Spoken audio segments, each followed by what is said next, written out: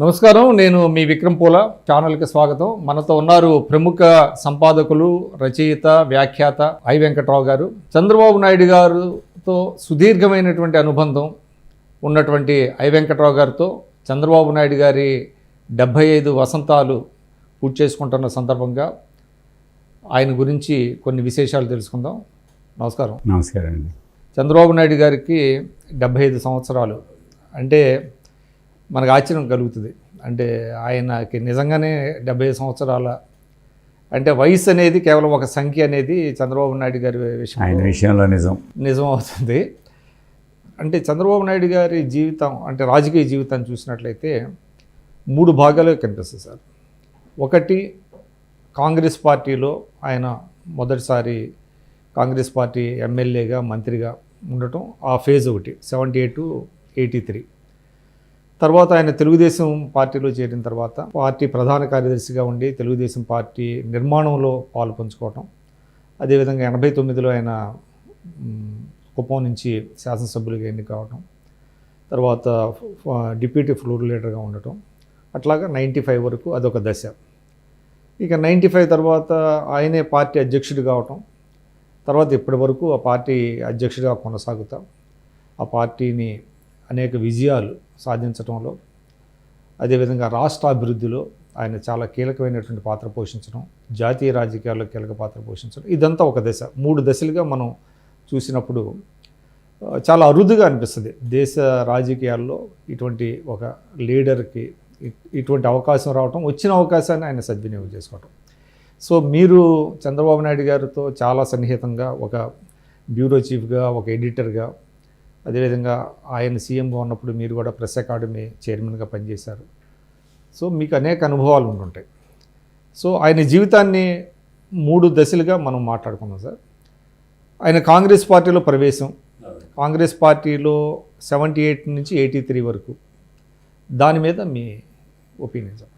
78లో first time Chandragiri నుంచి elect అయ్యాడండి ఆయన.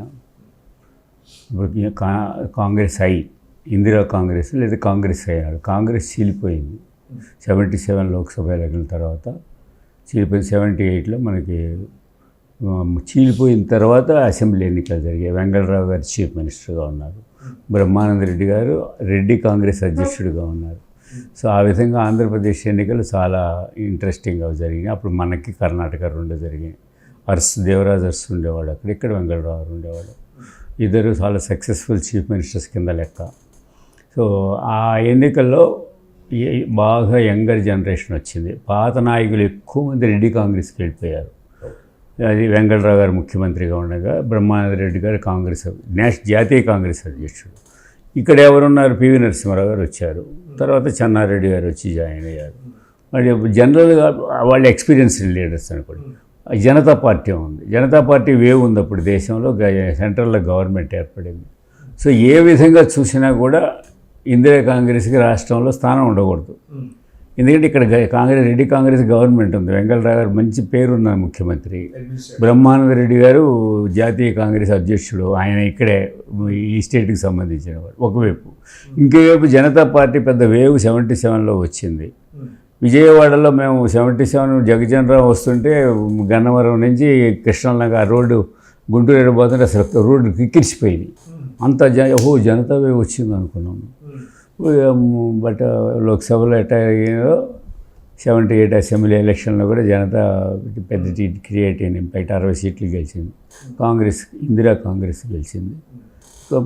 రెడ్డి కాంగ్రెస్ 30 సీట్లు గెలిచింది. తర్వాత వాళ్ళంతా కలిసిపోయారు అనుకోండి.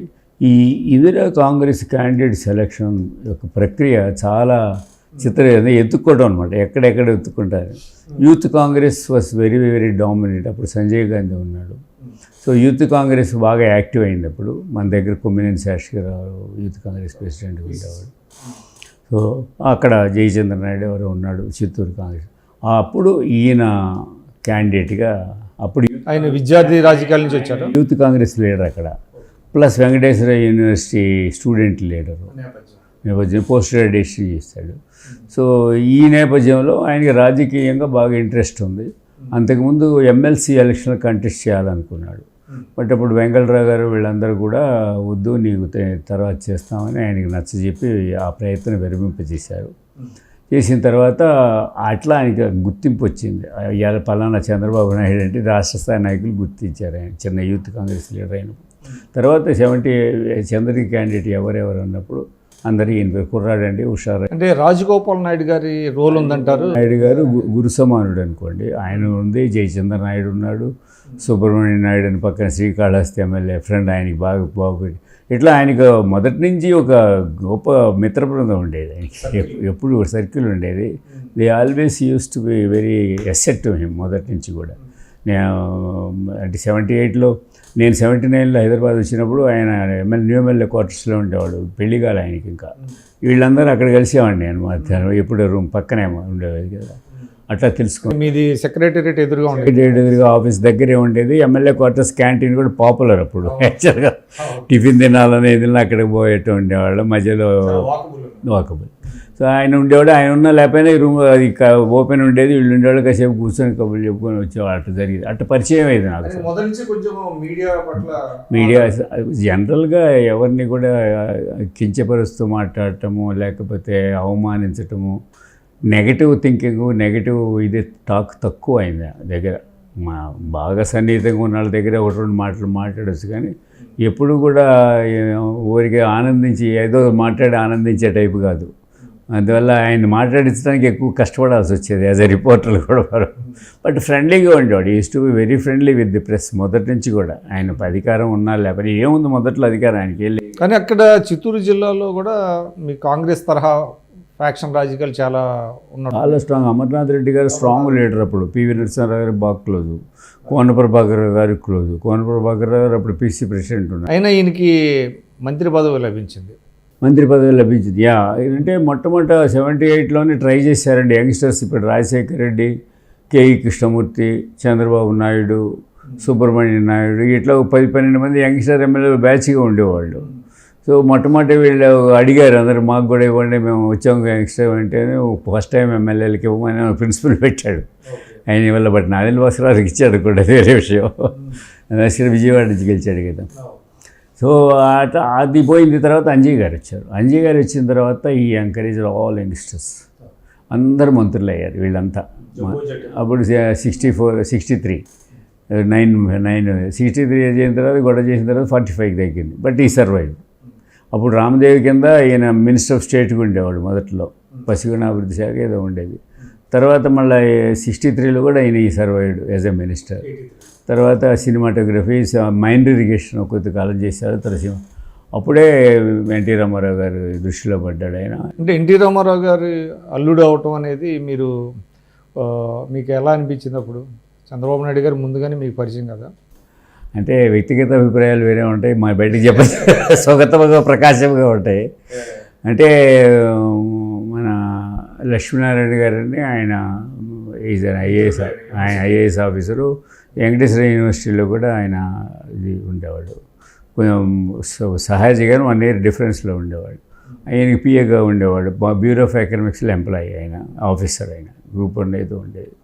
సో వాళ్ళంతా పార్టిసిపేట్ చేశారు అందులో. పెళ్లి చూపులకు కానీ చెన్నై వాళ్ళ చిత్తూరు వాళ్ళు 3-4 కలిసి కారు వేసుకొని పోయి చూశారు. ఇక్కడ మొట్టమొదటి ఇంటికి పిలిచినట్టున్నాడు ఆయన. సో ఇదే నేనేం ప్రత్యక్షంగా మనకు తెలిసింది కాదు, వినటమే. అప్పుడు మనకి అంత ఇదేం లేదు. అందులో ఎన్టీ రామారావు గారి క్యాంప్ గురించి మనకు అసలు సినిమా కదా, మనకు అసలు తెలియదు. బట్ ఆయన చూశాడు. తర్వాత కొంచెం ఆలోచించి అటు ఇటు చేసిన తర్వాత ఓకే చేసుకుందాం అని. సో అదొక మేలు మలుపు కింద మనం భావించవచ్చా ఆయన జీవితంలో? చాలా. మీకు ఒక విషయం చెప్పాలి, నా impression, whether anybody agrees or not, Chandrababu Naidu garu అతి మామూలు మధ్యతరగతి కుటుంబం నుంచి వచ్చినటువంటి కుర్రాడు. ఒక టౌన్కి దగ్గరగా ఉన్న పల్లెటూరు నుంచి వచ్చి టౌన్లో చదువుకున్న కుర్రాడు. ఆయన రాజకీయాల్లో కానీ పబ్లిక్ లైఫ్లో ఉండాలనే ఆశ మొదటి నుంచి ఉండేది. స్టూడెంట్ యూనియన్ పాలిటిక్స్లో ఉన్నాడు, యూత్ కాంగ్రెస్లో ఉన్నాడు. సో ఆ విధంగా చూసినప్పుడు అది తప్ప అదర్వైజ్ ఆర్థికంగా ఆయన చాలామందితో పోలిస్తే తక్కువ వస్తాయి అప్పటి కాంగ్రెస్ పార్టీలో. ఒక 2,000 రూపాయలు పెట్టుకుంటే తప్ప ఢిల్లీ వెళ్ళి రాజకీయం చేయలేని పరిస్థితి అప్పుడు ఉండేది. ఎమ్మెల్యేల్లో చాలామంది రెడ్డి కాంగ్రెస్ నుంచి వచ్చిన వాళ్ళు వీళ్ళంతా కొంత డబ్బు ఉన్నవాళ్ళు. కానీ అయినప్పటికీ కూడా ఆయన ఒక బలమైన వర్గాన్ని ఢీకొని కుతూహలమ్మ గారు లాంటి అభ్యర్థిని గెలిపించుకోవటం ఇది అదేనండి. అందుకే నేను ఏంటంటే ఈజ్ ఏ స్ట్రాంగ్ వర్కర్ అండి. పొద్దుగూకులు అదే రాజకీయమే చేస్తుంటాడు. నాకు బాగా గుర్తుండండి, ఎక్కువ నియోజకవర్గంలో ఉండేవాడండి. బోర్లు వేయించటము, రోడ్లు వేయించటము, ఆ పనులు ఈ పనులు, జనానికి పనిచేసి ఏదో పనిచేసి అభివృద్ధి కార్యక్రమాలని ఆయన. ఎందుకని ఈజ్ ఉన్నది only or number 1 developmental politics ఉన్న ఏకైక ముఖ్యమంత్రి అంటే చంద్రబాబుని చెప్పాలి. ఒక్క మాటలో చెప్పాలంటే ఆనాటికి ఈనాటికి డెవలప్మెంటల్ పాలిటిక్స్ అని నమ్ముకొని ఉన్నాడు. సంక్షేమ గవర్నమెంటు ఎత్తులు పై ఎత్తులు ఇవన్నీ పక్కన పెట్టండి, అవన్నీ కాంగ్రెస్ కలిసి పబ్లిక్ని ఇన్వాల్వ్ చేయడం కూడా. డెవలప్మెంటల్ పాలిటిక్స్ అంటే గవర్నమెంట్కి వచ్చిన దగ్గర నుంచి డెవలప్మెంట్ చేసి మిమ్మల్ని మెప్పించాలా, మీకు మంచి పని చేసి మెప్పించాలా, ప్రజల మెప్పు పొందాలా, పార్టీ నేను అధికారంలో రావాలా అనే ఆలోచన ఎక్కువ ఉంది. ఇప్పుడు మనం 75-83 మధ్యలో మాట్లాడుకుంటున్నప్పుడు అసలు ఎన్టీ రామారావు గారికి అల్లుడైన తర్వాత చంద్రబాబు నాయుడు గారు, ఎన్టీ రామారావు గారు 82లో పార్టీ పెట్టాలనుకునే ఆలోచన వెనక చంద్రబాబు నాయుడు గారు ఉన్నారు అనేది ఒక టాక్ ఉందండి. ఆయన ఎప్పుడు చెప్పలేదు ఆ విషయాన్ని. కానీ చాలామంది మీబోటి వాళ్ళు, కొంతమంది సన్నిహితులు, కొంతమంది రాజకీయ విశ్లేషకులు, అప్పటి రాజకీయాలు తెలిసిన వాళ్ళు ఆయన కాంగ్రెస్ పార్టీలో ఉంటానే తెలుగుదేశం ఒక ప్రత్యేక ప్రాంతీయ పార్టీకి పెట్టడానికి ఎన్టీ రామారావు గారికి ప్రోత్సాహం అందించారు అని అంటారు. అది ఎంతవరకు వాస్తవం? చంద్రబాబు నాయుడు గారు వల్ల ఆయన పార్టీ పెట్టాడా లేదో నేను చెప్పలేను, కానీ బట్ ఆయన ముందే అనౌన్స్ చేశాడు. ఈయన అల్లుడు కాకముందు నుంచి ఉండేది ఆయన. కానీ బట్ చంద్రబాబు నాయుడు గారు కాంగ్రెస్లో చాలా అవమానాలు పొందాడు. లాస్ట్లోకి వచ్చేటప్పటికి చాలా అంజయ్య గారి ఉన్నతకాలం బాగానే ఉండేది. తర్వాత పోయింది. కోన ప్రభాకర్ రావు గారు దాస్ గారిని మీరు చిత్తూరు రాజకీయాలు అన్నారు కదా, సస్పెండ్ చేశారు యాజ్ ఎ మినిస్టర్స్. 2 మినిస్టర్ని పీసీసీ ప్రెసిడెంట్ సస్పెండ్ చేశాడు. అంజయ్య వీళ్ళని తీసేయడానికి ఒప్పుకోవాలా, ఢిల్లీలో ప్రెషర్ పెట్టారు, అంజయ్య ఒప్పుకోవాలా. చివరికి కోన ప్రభాకర్ గారు కాంప్రమైజ్ అవ్వాల్సి వచ్చింది. చేశాడు. ఎందుకు చేశాడంటే కుతూహలం అని జిల్లా పరిషత్ చాలా చోట్ల అంతే జరిగిందండి. అంజయ్య గారు చాలా తెలియగలవాడు. ఆయన ఏదో అమాయకుడు అనుకుంటారు. ఆయన మొత్తము కాంగ్రెస్ పార్టీలో యూత్ లీడర్లు అందరినీ తీసుకొచ్చాడు. పాతుకుపోయిన పాత కాపులు. Zilla parishad was a very strong institution అప్పట్లో, ఇప్పుడులాగా కాదు. అప్పుడు జిల్లా పరిషత్ అనేది మొత్తం జిల్లాలో రాజకీయాల్లో చాలా సెంట్రల్ ఫిగర్గా ఉండేది. మినిస్టర్ కన్నా పవర్ఫుల్గా ఉండేది జిల్లా పరిషత్. అలాంటి చోట ఏం చేశారంటే వీళ్ళకి ఎదురుగైన క్యాండిడేట్ పెట్టారు, వీళ్ళకి ఇష్టం లేని క్యాండిడేట్. దాస్ గారు పీసీసీ ప్రెసిడెంట్ చేశాడు. Senior leader, SC leader, senior leader. ఆయన చంద్రబాబు నాయుడు ఇద్దరు కలిసి క్యాంపు పెట్టి, ఫస్ట్ టైం క్యాంప్ పాలిటిక్స్ అంటే లోకల్ పాలిటిక్స్లో క్యాంపులు ఉంటాయి, ఎప్పుడు ఉంటాయి అనుకోండి.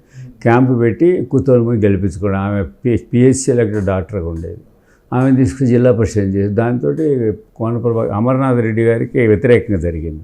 అమర్నాథ్ రెడ్డి గారు వెరీ టాల్ లీడర్ అప్పుడు స్టేట్ పాలిటిక్స్లో. పివి నరసింహారావు గారికి అనుంగు శిష్యుడు. తర్వాత కోన ప్రభాకర్ రావు గారు కూడా అంతే కదా, ఇదంతా గ్రూప్గా ఉండేవాళ్ళు.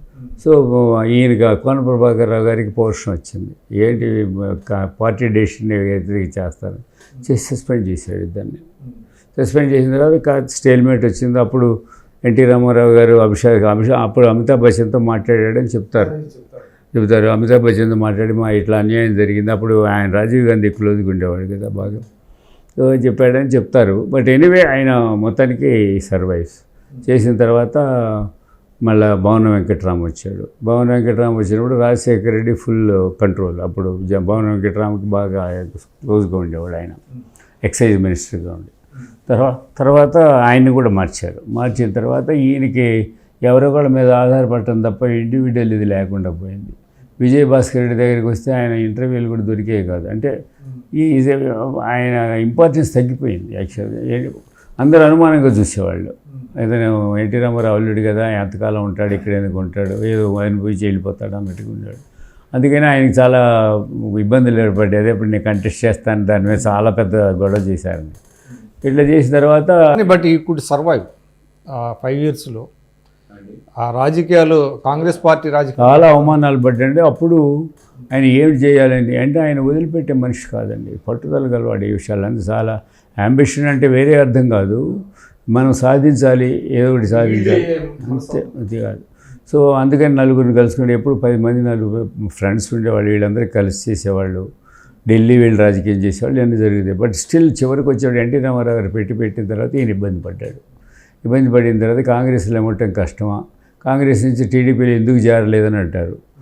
ఎన్టీ రామారావు గారు గురించి ఒక మాట చెప్పాలా మీరు, అది మంచి చెడు అనేది వేరే విషయం, వాస్తవంగా అది నేను కూడా వస్తాను అది అంటే, నువ్వు ఇప్పుడు ఎందుకు, నేనైతే ధైర్యం చేసి వచ్చాను, ఇప్పుడు ఏమవుతుందో తెలియదు, రేపు ఏమవుతుందో తెలియదు, నువ్వు నన్ను నమ్ముకొని తీసుకొచ్చి నువ్వు అధికారంలో ఉన్నావు, పొజిషన్లో ఉన్నావు, ఎందుకు వదులుకొని రావాలి, నువ్వు చూద్దాం తర్వాత చూద్దాంలే, నువ్వు ప్రస్తుతానికి కంటిన్యూ అని ఒక వర్షన్. నేను కూడా అది వాస్తవికంగా ఉంది కాబట్టి నేను నిజమే నమ్ముతున్నా. ఎందుకంటే ఎవరైనా అంటారు కదా, ఎవరైనా అలాగే అంటారు. ఎన్టీ రామారావు గారి గ్యారెంటీగా నేను పవర్లోకి వస్తానని చెప్పలేదుగా. ఆయన తిరుపతి నుంచి గుండు కొట్టించుకొని ఫ్లైట్లో వచ్చేటప్పుడు కలిసిన ఒకళ్ళిద్దరితో కూడా అంత గ్యారెంటీగా ఏం చెప్పలే. నాకు 200 సీట్లు వస్తాయి, 300 సీట్లు వస్తాయి ఆయన ఎప్పుడు బోస్ట్ చేయలే. ప్రజలే చూసుకుంటారు అనేవాడు అంత తప్ప ఆయన ఎవరు మాట్లాడలే. సో ఎనీవే దట్ ఆయన ఇబ్బందుల వల్ల కొంచెం ఇబ్బంది పడ్డాడు. దానివల్ల ఎన్టీ రామారావు గారు తెలుగుదేశం పార్టీ పెడితే, అంటే అప్పుడు ఇంకొక మాట చెప్పాలంటే రెడ్డి నాయకత్వం ఉండేది కాంగ్రెస్ పార్టీలో. కోన ప్రభాకరావు సీఎం కానీ లేదుగా. కోన ప్రభాకరావు పివి నరసింహారావు గారు అక్కడ ఉండి బ్లెస్సింగ్స్ ఉన్నా సీఎం చేయాలని ట్రై చేస్తే మన రవీంద్ర భారతిలో మీటింగు ఏంటంటే లేదు, కేంద్ర నాయకత్వానికి వద్దని తీర్మానం పెట్టి పాస్ చేసి వాయిదా ఇచ్చారు కోన ప్రభాకర్ గారు. కేంద్ర మంత్రిగా ఉన్న కోట్లను తెచ్చారు. సో అందువల్ల అట్లా వదులుకున్నాడు. ఎవడో ఎంత గొడవలు ఉన్నా కూడా, గ్రూపులు ఉన్నా కూడా ఇక్కడికి వచ్చేటప్పటికి ఏదో మనవాడు ఉండాలనే ఫీలింగ్ ఉంటుంది. మొదటి నుంచి కాంగ్రెస్ పార్టీ రెడ్డి కులం అనేది ఆంధ్రప్రదేశ్ రాజకీయాల్లో చూస్తే కాంగ్రెస్ పార్టీకి రెడ్డి కమ్యూనిటీ బలంగా ఉండేది. కాంగ్రెస్ పార్టీ కూడా రెడ్డి కులాన్ని నమ్ముకుండేది. జవహర్లాల్ నెహ్రూ దగ్గర, సంజీవ్ రెడ్డి దగ్గర నుంచి కూడా. తప్పు రూపు రైతులు పక్కన పెట్టండి, అది ఒక అట్లా వచ్చేది ఎవల్యూషన్, మనం ఏం చేయలేం. సో వాళ్ళు they are rewarded for their loyalty towards Congress and Jawaharlal Nehru. అది సో చంద్రబాబు నాయుడు గారు తెలుగుదేశంలోకి వచ్చిన తర్వాత, ప్రవేశించిన తర్వాత, చంద్రబాబు నాయుడు గారు తెలుగుదేశంలో రావడానికి టైం పట్టింది. 83లో ఓడిపోయాడు ఆయన వెంకటరామనాయుడు మీద. సో ఆయన మాట అన్నాడు అప్పుడు చంద్రబాబు నాయుడు గారు, నేను ఎంత పని చేశాను చంద్రగిరి నియోజకవర్గంలో, ఎన్ని 100 బోర్లు వేయించాను, ఎన్ని రోడ్లు వేయించాను, ఎంత వర్క్ చేశాను, చూడు నేను గెలవలేకపోయాను, ఏంటి జనంకి ఏం కావాలి, రాజకీయాలకి ఏం కావాలని చాలా బాధపడ్డాడు ఆయన. ఇంత వర్క్ చేసి కూడా ఎందుకు ఓడిపోయాను అనేది అది వెంకటరామనాయుడు గారు ఎవరికి తెలియదు. ఏడు పెట్టాడు, గెలిచాడు. ఎన్టీఆర్ బొమ్మను పెట్టుకొని గెలిచేశాడు. సరే తర్వాత ఉంది, సరే యూజువల్గా ఫ్యామిలీ ఇది ఉంటుంది, ప్రెషర్ ఉంటుంది అనుకోండి, ఉంటే ప్రెషర్ వల్ల చివరికి వచ్చిన తర్వాత ఎంప్లాయీస్ వచ్చిన వెంటనే ఎంప్లాయీస్ ఏజ్ తగ్గించాడు సీఎం అయిన తర్వాత. సో ఎన్టీ రామారావు గారికి ఏం అనుభవం లేదు, తెలియదు, ఈయన ఈజీగా మిస్లీడ్ అయిపోతున్నాడు, ఆవేశంలో నిర్ణయాలు తీసుకుంటున్నాడు, సరైన సలహాలు లేవు అనేటువంటిది ఒక బాగా అప్పుడు వచ్చింది. అభిమానులు కానీ మామూలుగా న్యూట్రల్గా ఆలోచించాం. అప్పుడు చంద్రబాబు నాయుడుని మెల్లగా దగ్గుబాటి వెంకటేశ్వరరావు గారు ఇంకో ఆయన అంతకుముందు కొనుక్కున్నాడు, ఆయన ఈజ్ నాట్ యాక్టివ్, అప్పుడేం చేయలేదు ఆయన. సో చంద్రబాబు నాయుడు ఆల్రెడీ మినిస్టర్గా ఉన్నాడు కాబట్టి అల్లుడు అయ్యాడు కదా. లేకపోతే ఎన్టీ రామారావు గారికి ఏ విధంగా సాటి అయినా రాజకీయంగా ఆయన అప్పటికే ఒక స్థాయికి వచ్చేస్తున్నాడు కదా. సో ఇప్పుడు ఈ పరిస్థితుల వల్ల చంద్రబాబు నాయుడు గారిని ఇంట్లో తీసుకోవాలనేది, ఇంట్లో కొంతమందికి ఇష్టం ఉంది, కొంతమందికి ఇష్టం లేదు. ఆ రాజకీయాలకు వెళితే మనం తేలం. అందువల్ల నా పాయింట్ ఏంటంటే, ఆయన టీడీపీలోకి వచ్చిన తర్వాత మొట్టమొదటిసారిగా 84లో నాదెండ్ల భాస్కరరావు గారి అంటే సంక్షోభం, ఆగస్టు సంక్షోభం జరిగినప్పుడు అది ఎన్టీ రామారావు గారు తరఫున చంద్రబాబు నాయుడు గారు ఎమ్మెల్యేలందరినీ రామకృష్ణ స్టూడియోకి తీసుకెళ్ళటం కానివ్వండి, ఆ సిరీస్ ఆఫ్ ఇన్సిడెంట్స్ ఏదైతే ఉన్నాయో దాని వెనక చంద్రబాబు నాయుడు గారు ఉన్నారు అని అంటారు. అప్పటికి మీరు ఆల్మోస్ట్ అంటే తెలుగుదేశం అభ్యర్థులందరినీ నాదెండ్ల భాస్కరరావు వెళ్ళకుండా ఆర్గనైజ్ చేసి క్యాంపు రాజకీయాలని మీరు ఇందాక అన్నారు కదా, దాని వెనకంతా చంద్రబాబు నాయుడు గారే ఉన్నారు, అందరికీ ఫోన్లు చేసి రప్పించి. దానికి ముందు ఒక మాట చెప్తానండి. 83లో పార్టీలో చేరినప్పుడు ఆయన ఎన్టీ రామారావు గారు పార్టీలో చేద్దాం అన్నప్పుడు కొంతమంది తీవ్రంగా వ్యతిరేకించారు. వెంకటరామనాయుడు అయితే చాలా గొడవ చేశాడు, నాదెండ్ల భాస్కరరావు గారు, వీళ్ళందరూ. తర్వాత యాక్సెప్టబిలిటీ పెద్ద ప్రాబ్లం వచ్చింది with in the party, outside కూడా. That was a very very difficult period. Chandrababu Naidu రాజకీయాన్ని మనం మదింపు చేసేటప్పుడు ఈ కాలాలను మనం మెన్షన్ చేయకపోతే ఆయన నాయకత్వం, ఆయన సర్వైవలు, ఆయన సర్వైవలు, తెలుగుదేశం పార్టీని సర్వైవ్ చేయడంలో ఆయన కృషి అలాంటిది మనం తెలుసుకోలేము. అంత వ్యతిరేక పరిస్థితి ఉన్నప్పుడు ఎన్టీ రామారావు గారు కూడా నిలబడి ఏం చెప్పలేని పరిస్థితుల్లో పార్టీలో ఉన్నప్పుడు ఒక సెక్షన్. సో ఆయన చాలా సబ్డ్యూడ్గా ఉండిపోయాడు, తెర వెనక ఉండిపోయాడు. తెర వెనక ఉండి అప్పుడే కార్యకర్తలు, క్యాంపులు ఇవన్నీ చేయటం మొదలుపెట్టాడు. ఈ నెవర్ అడ్రస్ ప్రెస్ పబ్లిక్ ఎక్కడ కనబడేవాడు కాదు. దానికి కూడా వ్యతిరేక ప్రచారం చేశారు. ఎన్టీ రామారావు గారికి ఏదో చెప్పడం ట్రై చేశారు. బట్ అయినా కూడా ఆయన పట్టించుకోకుండా క్యాంపులు అక్కడని ఇక్కడని క్యాంపులు పెట్టి కార్యకర్తలకు ట్రైనింగ్లు ఇవ్వటం, క్లాసులు చెప్పించడం, ఇట్లా కొంతమందిని చేసి వీళ్ళంతా లెక్చరర్స్ వాళ్ళని పెట్టుకొని, తర్వాత పొలిటీషియన్లు, సోషలిస్టులు వీళ్ళు ఉన్నారు కదా, ఇటు చేయటం, వేరే సబ్జెక్ట్స్ సెలెక్ట్ చేసుకొని చేసేవాడు. అప్పుడే first time he has used the computer to enumerate workers. Telugu Desam party కార్యకర్తలు ఎవరున్నారు, సభ్యత్వం ఏముందనేది కంప్యూటర్లో మొత్తం కంప్యూటరైజేషన్ అప్పుడే స్టార్ట్ చేశాడు. ఈ క్యాంపులు వీళ్ళనేది పెట్టినప్పుడు. సో దీనికి బేసిస్ చెప్తాను. అందుకని తర్వాత హైటెక్ సీఎం అయ్యాడు కదా. అది ఇది చేస్తున్నప్పుడు మీరు అన్నప్పుడు 84కి వచ్చింది. అప్పటికేంటంటే చంద్రబాబు నాయుడు మీద కారాలు మిరియాలు నూరుతున్నారు నాదెళ్ల భాస్కరరావు గారు వీళ్ళందరూ కూడా. తర్వాత అక్కడ అంతకుముందు ప్రామినెంట్ పొజిషన్లో ఉన్న వాళ్ళందరూ ఈయన వచ్చిన తర్వాత కొంచెం మార్జినలైజ్ అయ్యారు కాబట్టి వాళ్ళకు కూడా కొంచెం బయటపడినా పడకపోయినా కొంచెం బాధగా ఉండేది. ఎవరైనా కొడితే సంతోషించేవాళ్ళం. అట్లాంటి పరిస్థితుల్లో 84లో మీకు ఈ తిరుగుబాటు వచ్చింది, వెన్నుపోటు రాజకీయం వచ్చింది. సడన్గా ఆయన అమెరికా వెళ్ళి వచ్చేటప్పటికి వీళ్ళు ఎమ్మెల్యేలో సంతకాలు తీసుకోవటము ఇవన్నీ చేశారు. సంతకాలు తీసుకొని మనం సాయంత్రం పూట క్యాబినెట్ మీటింగ్ ఇంట్లో పెట్టారు. పెట్టిన తర్వాత అందరికి కంప్లీట్ చేశారు. శ్రీనివాసరెడ్డి వీళ్ళంతా చేశారు. చేసిన తర్వాత ఎన్టీ రామారావు గారు ఆయన్ని నాదెళ్ల భాస్కరరావుని తీసేయమని పంపించారు. సెక్రటరీకి ఇచ్చి లెటర్ పంపించారు government. But by the time ఆయన రాజీనామా చేశారు. పీటీఐ మీద వచ్చింది. ఆ రోజు మేము ఎన్టీ రామారావు గారి ఇంట్లోనే ఉన్నాం. సాయంత్రం నేను, హిందూ రాజేంద్ర ప్రసాద్ గారు ఇంట్లో అబిడ్స్ ఇంట్లో ఆయన కాళ్ళు కట్టుకొని వచ్చాడు కదా. అప్పుడు మధ్యాహ్నమే దిగాడు రాగానే మీటింగ్ పెట్టి అప్పటికే బాంబే వెళ్ళి చాలామంది చెప్పారు ఇటు జరుగుతుందండి, సంతకాలు సేకరిస్తున్నారు, ఏదో జరుగుతుందండి అనేది. అప్పటికేం చెప్పారంటే నాదెళ్ల భాస్కరరావుకి వాటికి వ్యతిరేకంగా ఏదో మామూలు ఇష్యూ మీద చేస్తున్నామని చెప్పి చేశారు. మొత్తాన్ని సంతకాలు అయితే తీసి పెట్టుకున్నారు అంటే భాస్కర్ గారి ఆఫీస్లోని. ఇది వితిన్ ఫ్యూ అవర్స్ అది పెద్ద క్రైసిస్ కింద డెవలప్ అయింది. అంటే రాజ్భవన్ నుంచి అక్కడ నడుస్తుందని అర్థమైపోయింది. అతని రాజీనామా ఆమోదించారు. ఈయన డిస్మిస్ చేయమన్న లెటర్ పక్కన పెట్టేసి చేశారు. తర్వాత మెల్లగా ఎమ్మెల్యేలు ఇదంతా ఇది జరుగుతుంది. ఆయన భాస్కరరావు ఏదో చేస్తున్నాడని భయపడిపోయింది. అప్పుడు ఎమ్మెల్యేలందరూ కబురు చేశారు. అప్పటికప్పుడు సాయంత్రం పూట చీకటి పడిపోతుంది. అప్పుడే చేశారు. వస్తానన్నారు. 7, 7:30, 8, 8:30 దూర ప్రాంతాలందరికన్నా పొద్దుటికన్నా రండి, మీరు అర్జెంటుగా రండి అన్నారు. చంద్రబాబు నాయుడు, ఎన్టీ రామారావు గారు పైన ఉన్నారు. సో రావటము అక్కడికి వెళ్ళటం. మేము గంట సేపు ఉన్నాం. తర్వాత మమ్మల్ని మెల్లగా బయటికి పంపించేసారు. మీరు వెళ్ళండి గారు. సెక్యూరిటీ ఆఫీసర్ నర్సయ్య గారు ఉన్నారు అప్పుడు, సివి నర్సయ్య గారు. మళ్ళా కలుద్దాం, నేను చెప్తానుగా మీరు పదండి అని బయటికి తీసిపోయాను.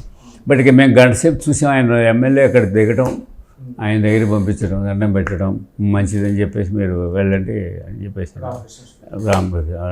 సూర్యకి వెళ్ళటం. అదే దాని వెనకంతా చంద్రబాబు గారి వ్యూహం ఉందని చంద్రబాబు వెంటనే అందరినీ పిలిపించడం. అది గమనించిన తర్వాతే ఆయన కూర్చొని అక్కడి నుంచి ఫోన్లు చేయించడమే. కూర్చొని అందరూ ఫోన్లు చేస్తున్నాడు. తర్వాత అక్కడ స్టూడియోకి పంపించి వీళ్ళందరినీ ముందు పోగేసి ఒకసారి పెట్టుకోవాలనేది ఆయన అనుభవం ఉంది కదా. అదే సో అట్లా తెల్లారేటప్పటికీ వచ్చారు. నాదెళ్ల భాస్కరరావు చేయాలి పని. నాదెళ్ల భాస్కరరావు పొద్దున ఇదేశారు, షామియానా వేసాడు ఇంటి దగ్గర. అక్కడ కూర్చోబెట్టాడు. 35 మంది 40 మంది అక్కడ కూర్చున్నారు. సో ఈయన వ్యూహం ఉంది, ఆయన వ్యూహం మ్యాచ్ అవ్వాలి. ఆయన వెనకబడిపోయాడు. ఆయన భాస్కరరావు స్టైల్ వేరు. ఆయన Nadendla Bhaskararao style is very తెలియగలవాడు, కొన్ని ఇది ఉంది కానీ బట్ అదో రకంగా ఉంటాడు ఆయన. ఎందుకు సీరియస్కి తీసుకోడు కొన్ని విషయాలు. ఎనీవే దట్ అయిపోయింది. తర్వాత ఇక మిగతా పార్టీల వాళ్ళు అంటే ఆ రోజు ఎమ్మెల్యేలు అయిన తర్వాత స్టూడియో పెట్టిన తర్వాత అంటే సాయంత్రానికి వార్త బయటకు వచ్చింది, ఎన్టీ రామారావు గారిని తీసేస్తున్నారు.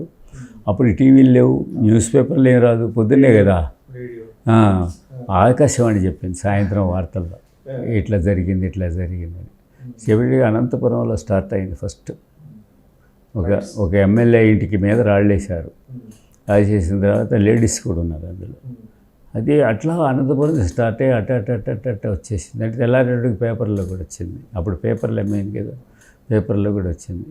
అది అక్కడ అనంతపురంలో స్టార్ట్ అయింది. మొత్తం స్టేట్ అంతా స్ప్రెడ్ అయిపోయింది. ఎన్టీ రామారావు తీసేశారు. ఎన్టీ రామారావు అన్యాయం జరిగింది, కుట్ర జరిగింది, పోలీస్ ఫైటింగ్ వెళ్ళిపోటు. అనంతపురంలో చచ్చిపోయారు. యాక్చువల్ 2-3 చచ్చిపోయారు. So Anantapuram is important district in Telugu Desam history that way. అంటే ఇక్కడ మనం చెప్పుకోవాల్సింది చంద్రబాబు నాయుడు గారి నాయకత్వ లక్షణాలు అందరూ గుర్తించడం మొదలైంది ఆ ఇన్సిడెంట్ తర్వాత. ఆయన ఎంత క్యాపబుల్, ఎంత స్ట్రాటజిస్ట్ అనేది, కూర్చొని ఎంత వర్క్ చేస్తాడనేది కరెక్ట్. వీళ్ళందరినీ కర్ణాటక పంపడం వెళ్ళారు. అక్కడికి వెళ్ళింది అని లేదండి, అక్కడ చాలా కాలం అందులో క్యాంపు పెట్టారు. పెద్ద రోజు ఎంత పెద్ద టెన్షన్ ఉండేదంటే చెప్పలేము.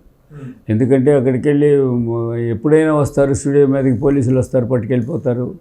అప్పటికే నాయన భాస్కర్ ప్రమాణ స్వీకారం చేశాడు కదా. ఇల్లీగల్ కన్ఫైన్మెంట్, ఈయన్ని అరెస్ట్ చేయటము, ఆ లారీ అక్కడ తీసుకురావడం, విజయరామారావు గారు కమిషనర్గా. అందులో అక్కడ ఏమైందంటే సెంట్రల్ సిసిఎస్ దగ్గర సంతకాలు తీసుకున్నారు ఎమ్మెల్యేల దగ్గర, అరెస్ట్ చేసిన ఎమ్మెల్యే అందరినీ. విజయరామారావు గారు చాలా తెలివిగా చేశాడు. ఆయన చెప్పాడు అనమాట. అబౌట్ 165 ఎమ్మెల్యేస్ సైన్ చేశారు.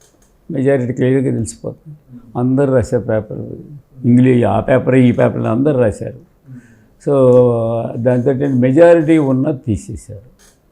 ఇదే democracy. What is the essence of democracy? Majority పీపులే ఉండాలి. ఈ ప్లేస్ వేసినప్పుడు ఎన్టీ రామారావుకి అన్యాయం జరిగింది.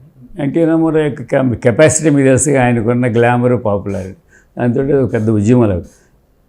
జైపాల్ రెడ్డి జనతా, వెంకయ్య నాయుడు బీజేపీ, ఇంకా కమ్యూనిస్ట్ పార్టీలు. అప్పుడు కొరటాల సత్యనారాయణ గారు వాళ్ళు సెక్రటరీగా ఉండేవాడు. అప్పుడు ఇంకా అందరూ వచ్చారు, అగైనెస్ట్ వాళ్ళందరూ కూడా వచ్చారు. వచ్చి కాంగ్రెస్ పార్టీ, మదన్ మోహన్ వాళ్ళంతా అటు ఉన్నారు, సాలిడారిటీ అటున్నా. వీళ్ళంతా సాలిడారిటీ, వీళ్ళు కూడా స్టూడియోలో ఉన్నారు. రాత్రి వాళ్ళు అక్కడే ఉండేవాళ్ళు. నాకు బాగా గుర్తుంటే అప్పుడు నేషనల్ మీడియా కూడా వచ్చింది ఢిల్లీ నుంచి మొత్తం. లేదండి, మన ఎన్టీ రామారావు వచ్చిన తర్వాత, తెలుగుదేశం గవర్నమెంట్ వచ్చిన తర్వాత one of the news generating centres Hyderabad prominent ప్లేస్లోకి వచ్చింది. నేషనల్గా ఇంపార్టెన్స్ వచ్చింది. ఎన్టీ రామారావు గారు 9 నెలల్లో ముఖ్యమంత్రి అయ్యాడు. నేషనల్ పాలిటిక్స్, నేషనల్ ఫ్రంట్ ఇవన్నీ వచ్చినాయి. సో దాంతో ఏంటంటే ఇందిరాగాంధీని వ్యతిరేకిస్తున్న లీడర్ కింద ఆయనకి బాగా గుర్తింపు వచ్చింది. సో అక్కడ కూడా మీడియా కూడా రకరకాలుగా ఉంటుంది కదా. సో వాళ్ళంతా అప్పుడు బాగా శౌరి ఉండేవాడు, అరుణ్ శౌరి, తర్వాత ఇంకిద్దరు చాలామంది హ్యూమన్ రైట్స్ వాళ్ళంతా కూడా వచ్చారు media. So it is become a national issue అయిపోయింది. తర్వాత రోల్ కాల్ చేశారు మా ప్రెస్ ముందు. మేము కూర్చుంటే మొత్తం ఎమ్మెల్యేలను ఉపేంద్ర గారు పిలవడం, పెరేడ్ చేశారు. పెరేడ్ చేస్తే మెజారిటీ కనబడుతుంది. ఇంకేం మాట్లాడుతుంది. నాదెండ్ల భాస్కరరావుని అడిగాం, వెళ్ళి ప్రెస్ కాన్ఫరెన్స్ సెక్రటేరియట్లో, ఏమండి మరి ఆయన ఈజ్ పెరేడెడ్ బిఫోర్ ప్రెస్ అండి, are you prepare to do it అని అడిగాం. వై షుడ్ ఐ అన్నాడు ఆయన. వై షుడ్ ఐ ఆయన చేసిన, మీకు ప్రెస్కి ముందు నేను ఎందుకు చూపించాలా, గవర్నర్ రూల్ మాట్లాడు. సరే అట్లాంటి పరిస్థితులు ఏంటంటే మీరు అన్నట్టుగా ఇటు కాదు, ఢిల్లీ వెళ్ళాలి, రాష్ట్రపతి ముందు చెప్పాలా, is the custodian of constitution కదా, ప్రజాస్వామ్యానికి ప్రమాదం వచ్చినప్పుడు ఆయన దృష్టికి తీసుకెళ్ళాలి అని చెప్పేసి చేసి, ఇక రైలు మధ్యలో రాంగోపాల్పేట పోలీస్ స్టేషన్ దగ్గర ఆపటం, కుటుంబ సభ్యుల చేత కంప్లైంట్ ఇచ్చారు, కిడ్నాప్ చేశారని. అంటే పాపం ఆరేటి కోటయ్య ప్రకాశం జిల్లా ఆయన మీద అట్లాగే 2-3 ఎమ్మెల్యేల మీద వచ్చేది. వాళ్ళు వెళ్ళి పోలీస్ స్టేషన్లోకి వెళ్ళి, లేదండి మేము వీళ్ళు సొంతంగా వెళ్తున్నామని చెప్పారు. ఎక్కడ ఎవరు బెసకలేదని. That is a great event అండి విక్రమ్ గారు. తర్వాత రైలుకి వెళ్ళారు, ప్రెస్ కూడా వెళ్ళింది అందులో. మరి ప్రెస్ కూడా ఢిల్లీ వెళ్ళారు, అక్కడ ఉన్నారు, మెరేట్ చేశారు, అక్కడ గొడవ అయింది. But still everybody stood by. అక్కడి నుంచి ఏం చేయాలి అన్నప్పుడు ఇక్కడికి వస్తే బతకనివ్వరు, కాబట్టి మనం వేరే అంటే కర్ణాటకలో Hegde government, non Congress government, Ramakrishna Hegde government ఉంది, జనతా గవర్నమెంట్ ఉంది. సో అక్కడికి పోదామని డైరెక్ట్గా ఫ్లైట్ అక్కడి నుంచి. ఇప్పుడు రఘుపతి అని తెలుగువాడు మినిస్టర్గా ఉండేవాడు, చిత్తూరు జిల్లా ఆయన. సో వాళ్ళంతా కూడా బాగా సపోర్ట్ చేశారు. సో అక్కడి నుంచి వెళ్ళి నంది హిల్స్లో ఉన్నాయి. ఇదంతటికీ చంద్రబాబు నాయుడు ఇది ఆర్గనైజ్, సూత్రధారి. కానీ బయటికి ఎక్కడ రాలా ఆయన లేదు ఆయన. కానీ విత్ ఇన్ ది పార్టీలో తెలుస్తుంది. అప్పుడు ఇంకా ఏమవుతుందో తెలియదు, ఎవరేం చేస్తారో తెలియదు కదా. ఎవరైతే స్టూడియోలో ఉంటే మీరు సాయంత్రం ఇంటికి వెళ్ళి వస్తాను సార్ అంటారు ఎమ్మెల్యే. మామిడి గొడవ చేస్తుంది సార్ వెళ్ళి వస్తానంటాడు, లేకపోతే పిల్లలు చూసి వస్తారు, ఇటే చెప్తుంటారు. అందుకని ఇవన్నీ సమాయించడం ఇదంతా. ఇప్పుడు నాకు తెలిసి ఆ స్టూడియోలో ఉన్న వాళ్ళందరికీ బట్టలు, బనీన్లు అన్నీ సరఫరా చేశారని అంటారు. ఎక్కడ కూర్చుంటారు? అదేమి బట్టలు సర్దుకొని సూట్ కేసు తీసుకొని వెళ్ళిన సందర్భం కాదు కదా. అక్కడికి వచ్చారో తీసుకెళ్ళి అక్కడ పెట్టారు అంతే, తలుపులు వేసేసారు. ఎప్పటి నుంచి గోడ దూకి వస్తారా మేము ఒక 2 రోజులు అది మాస్టర్ మూవ్ అనుకుంటాను. చాలా, లేకపోతే లేదు. భాస్కర్ రావు స్ట్రాటజీకి ఫెయిల్ అయ్యాడు అప్పుడు యాక్చువల్గా చెప్పాలంటే, ఒక విధంగా చెప్పాలంటే. సరే, ఇది అయిన తర్వాతనే చంద్రబాబు నాయుడు గారికి జనరల్ సెక్రటరీ పదవి ఇచ్చారా? తర్వాత జనరల్ సెక్రటరీ అయ్యాడు, కొంతకాలానికి జనరల్ సెక్రటరీ అయ్యాడు. ఆయనకి ఏమంటారు అఫీషియల్ లెజిటిమసీ వచ్చేది. But everybody knows he is the master mind behind this whole thing అనుకోండి. కరెక్ట్గా 4 రోజులకి ఆయన ముఖ్యమంత్రిగా శంకర్ దయాళ్ శర్మ వచ్చాడు. వచ్చిన తర్వాత ఆయన ఈజ్ రీజనబుల్ మ్యాన్. ఇందిరాగాంధీకి కూడా అడ్వైస్ చేశారు, వద్దమ్మా నీకు ఎందుకు అనవసరం ఇది వస్తే చెడ్డపేరంటే ఆమె కూడా చెప్పుకోవాలి. ఒక ముఖ్యమంత్రిని తీసేసిన తర్వాత రాష్ట్రపతి పాలన పెట్టచ్చు, కానీ రాష్ట్రపతి పాలన పెడతారా మళ్ళీ ఎందుకు ఇస్తారండి, ఆమె ఎందుకు ఇస్తే కాంగ్రెస్ చరిత్రలో లేదండి అన్నారు వీళ్ళు. బట్ ఆమె కూడా ఎందుకని ఈవెన్ నంబూద్రిపాదు లాంటి వాడికి కూడా రాలేకపోయాడు ఆయన. ఒకసారి దించే చరిత్రలో లేదండి కాంగ్రెస్ చరిత్రలో అసలు మనకి ఎదురేంటి అన్నట్టుండేది. సో అట్లాంటిది ఆమె శంకర్ దయాళ్ శర్మని వేయటంతో అర్థమైపోయింది. అర్థమైపోయి ఇక నన్ను మిస్లీడ్ చేశారని ఆమె ఫీల్ అయిన తర్వాత మనకు తెలిసినంతవరకు. సో అప్పుడు మా మీద కూడా చాలా ప్రెషర్, ఆంధ్రజ్యోతి కాంగ్రెస్ పేపర్ కదా, చాలా ప్రెషర్ వచ్చింది అప్పుడు. సో ఎన్టీ రామారావు గారు ఇది అయిన తర్వాతనంటే చంద్రబాబు నాయుడు గారిని కర్షక పరిషత్ చైర్మన్గా చేశారు. 87 అనుకుంటుంది. 86లో జనరల్ సెక్రటరీ అండి. తెలుగుదేశం పార్టీని బిల్డప్ చేశారు కదా అప్పుడే అంటారు కదా. ఆయన జనరల్ సెక్రటరీగా ఆయన రోల్ ఏ విధంగా ఉండేది? ఆయన యాక్చువల్గా నెంబర్ 2 గవర్నమెంట్లో లేకపోవచ్చు, ఈ వాజ్ నాట్ ఇన్ ఎమ్మెల్యే. అంటే నేను ఇది శిక్షణా తరగతులు పెట్టాలి ఎమ్మెల్యే. గండిపేట మొత్తం అది కదా. అంతకుముందు అక్కడక్కడ క్యాంపులు పెట్టేది కాస్త. గండిపేటలో మేము పెద్ద షెడ్లు కట్టి హాస్టల్ లాగా రూములు పెట్టి అందులోనే పడుకోవటము. ఒక 2-3 రోజులు కాలేజీ లాంటిది కూడా. ఇప్పుడు మామూలు కాలేజీ అయిపోయింది అది. బట్ అప్పుడు తెలుగుదేశం పార్టీ శిక్షణ తరగతులు. ఇప్పుడు ఈ కేసీఆర్ వీళ్ళంతా మరి అప్పుడు పాఠాలు చెప్పినాడే చాలామంది ఉన్నారు. దట్ హెల్ప్డ్ అండి, దట్ హెల్ప్డ్ ద పార్టీ. మరి కార్యకర్తల బలం అని ఇప్పుడు అదే అంటున్నాగా. నిర్మాణం ఎక్కడెక్కడ నిర్మాణం చేసుకుంటూ వచ్చి. సో అది నేను అనుకోవటం జాతీయ పార్టీ చెప్పుకునే కాంగ్రెస్ కూడా చేసినట్లేదు ఇప్పుడు. కాంగ్రెస్ పార్టీ లేదండి. Congress party over period of time develop అయింది. భాజపాకు ఉంది. భారతీయ జనతా పార్టీ కార్యకర్తలు ఉన్నారు. అంటే బై కన్విక్షన్ వాళ్ళు ఒక హిందూ ఆర్ఎస్ఎస్, హిందూ మహాసభ. అంటే తెలుగుదేశంలో మంత్రి లాంటి వాళ్ళు కూడా ఒక ఫైల్ పట్టుకొని ఒక కార్యకర్తలాగా ఈ శిక్షణా తరగతులకు వెళ్ళేవాళ్ళు అని అంటారండి. ఆయన చేతులు ఎప్పుడు ఫైల్స్ ఉంటాయి. మిగతా అంటే పార్టీ ఈజ్ సుప్రీం అనే ఒక నినాదం కూడా ఉంది తెలుగుదేశంలో. ఎన్టీ రామారావు గారి వల్లేగా. ఎన్టీ రామారావు గారి పార్టీ. బట్ ఎన్టీ రామారావు గారిది ఏంటంటే ఆయన చారిస్మా, ఆయన ప్రోగ్రామ్స్, ఆయన ఉపన్యాసాలు, వాటి వల్ల నిలబడుతున్న పార్టీ. ఎందుకంటే మీరు ఇటు చేశారంటే పార్టీని రద్దు చేస్తానని కూడా స్టేట్మెంట్ ఇచ్చాడు కదా మహానాడు ఆయన. సో అట్లా ఆయన సింగిల్ మ్యాన్ పార్టీ మేకరర్ ఎటైనా సరే అట్లా ఉండేది. దాన్ని ఒక వ్యవస్థ కింద తయారు చేయటంలో చంద్రబాబు నాయుడు పోయింది. అందుకని ఆయనకి ఏ జిల్లాలో ఎవరున్నారు, ఎక్కడ ఎవరున్నారు, ఏ కార్యకర్త ఉన్నారు, ఎవరు లీడర్, వాళ్ళ బలం ఏంటి, ఈవెన్ పేర్లు పెట్టి కూడా ఆయన పిలిచేంత ఇది ఉందని అంటారు. అంటే ఈ కంప్లీట్ ఇన్వాల్వ్మెంట్ అండి. తర్వాత సార్ చంద్రబాబు నాయుడు గారు జనరల్ సెక్రటరీగా ఉన్న తర్వాత ఆయన మీద కొంత అసూయ ద్వేషాలు వితిన్ ద పార్టీ రావటం, ఆయన మీద కొన్ని అలా నెగిటివ్ క్యాంపెయిన్ కూడా నడిచిందని అంటారు. చాలా ఎంత డ్యామేజింగ్ క్యాంపెయిన్ చేశారంటే చేశారు. మెయిన్ కాంగ్రెస్ వాళ్ళు ఉండేవాళ్ళు, టీడీపీలో కూడా ఉండేవాళ్ళు చేశారు. ఆయన పవర్ లేకపోయినా సరే చాలా ఏమంటారు లో లెవెల్ దుష్ప్రచారం చేశారు. సార్ మీ నుంచి నేను ఒకటి అడగదలుచుకున్నాను. అంటే 89 ముందు, అంటే 88లో విజయవాడలో వంగవీటి మోహన్ రంగా హత్య జరిగింది. నాకు తెలిసి వంగవీటి మోహన్ రంగా హత్య వెనక అక్కడ విజయవాడలో తెలుగుదేశం శాసనసభ్యుడు దేవినేని నెహ్రూ వాళ్ళ ఇంటర్నల్ పాలిటిక్స్ ఉన్నాయంటారు. దేవిని నెహ్రూ డాక్టర్ దగ్గుబాటి వెంకటేశ్వరరావు గారికి ఆయన వర్గంలో ఉండేవాడు అనేది అనుకునేవాళ్ళు. చంద్రబాబు నాయుడు గారు వర్గంలో లేడు. కానీ నెహ్రూ ఆయనతో ఉన్నప్పటికీ కూడా రంగా హత్యలో చంద్రబాబు నాయుడు గారు ఉన్నారని ఇప్పటికీ కూడా కొంతమంది ఆరోపణలు చేస్తూ ఉంటారు. ఏంటంటే పబ్లిక్ ఉండేదాన్ని కొంతమందికి చాలా మీటీగా ఉంటాయి అన్నీ. కొన్ని ఏం చేయలేమండి, అవన్నీ అలాగే ఉంటాయి. అదే ఉంటుంది ఇదే ఉంటుంది, చెప్పుకునేటప్పుడు నడుస్తుంటుంది. అసలు ఆయన విజయవాడ కృష్ణా జిల్లా పాలిటిక్స్లో ఆయన పెద్దగా అసలు ఎప్పుడు కూడా నేను let me make a general statement, Chandrababu Naidu ఇలాంటి రాజకీయాలకి ఆయన వ్యతిరేకం. హత్య రాజకీయాలు, దౌర్జన్య రాజకీయాలు ఇలాంటివి ఆ కాన్సెప్ట్ లేదు ఆయనకి.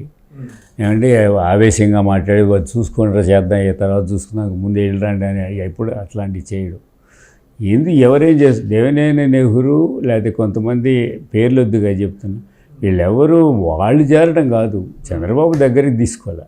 చంద్రబాబు వ్యతిరేకించాడు, వద్దండి మనకి. అదేనండి 89లో దేవిని నెహ్రూకి టికెట్ ఇవ్వద్దు అని చంద్రబాబు నాయుడు గారు గట్టిగా పట్టుబట్టారు ఎన్టీ రామారావు గారి మీద అని ఒక వాదన ఉందండి. అంటే ఆ కేసు నుంచి బయటపడేంత వరకు కూడా ఆయనకి టికెట్ ఇది అప్రోచ్లో ఆ విషయంలో చంద్రబాబు నాయుడికి ఎన్టీ రామారావు గారికి తేడా ఉందండి. ఎన్టీ రామారావు గారు సాహసోపేతంగా ఏం జరుగుతుందో చూద్దాంలే అనేటువంటి అప్పటితో చేయిస్తాడు ఆయన.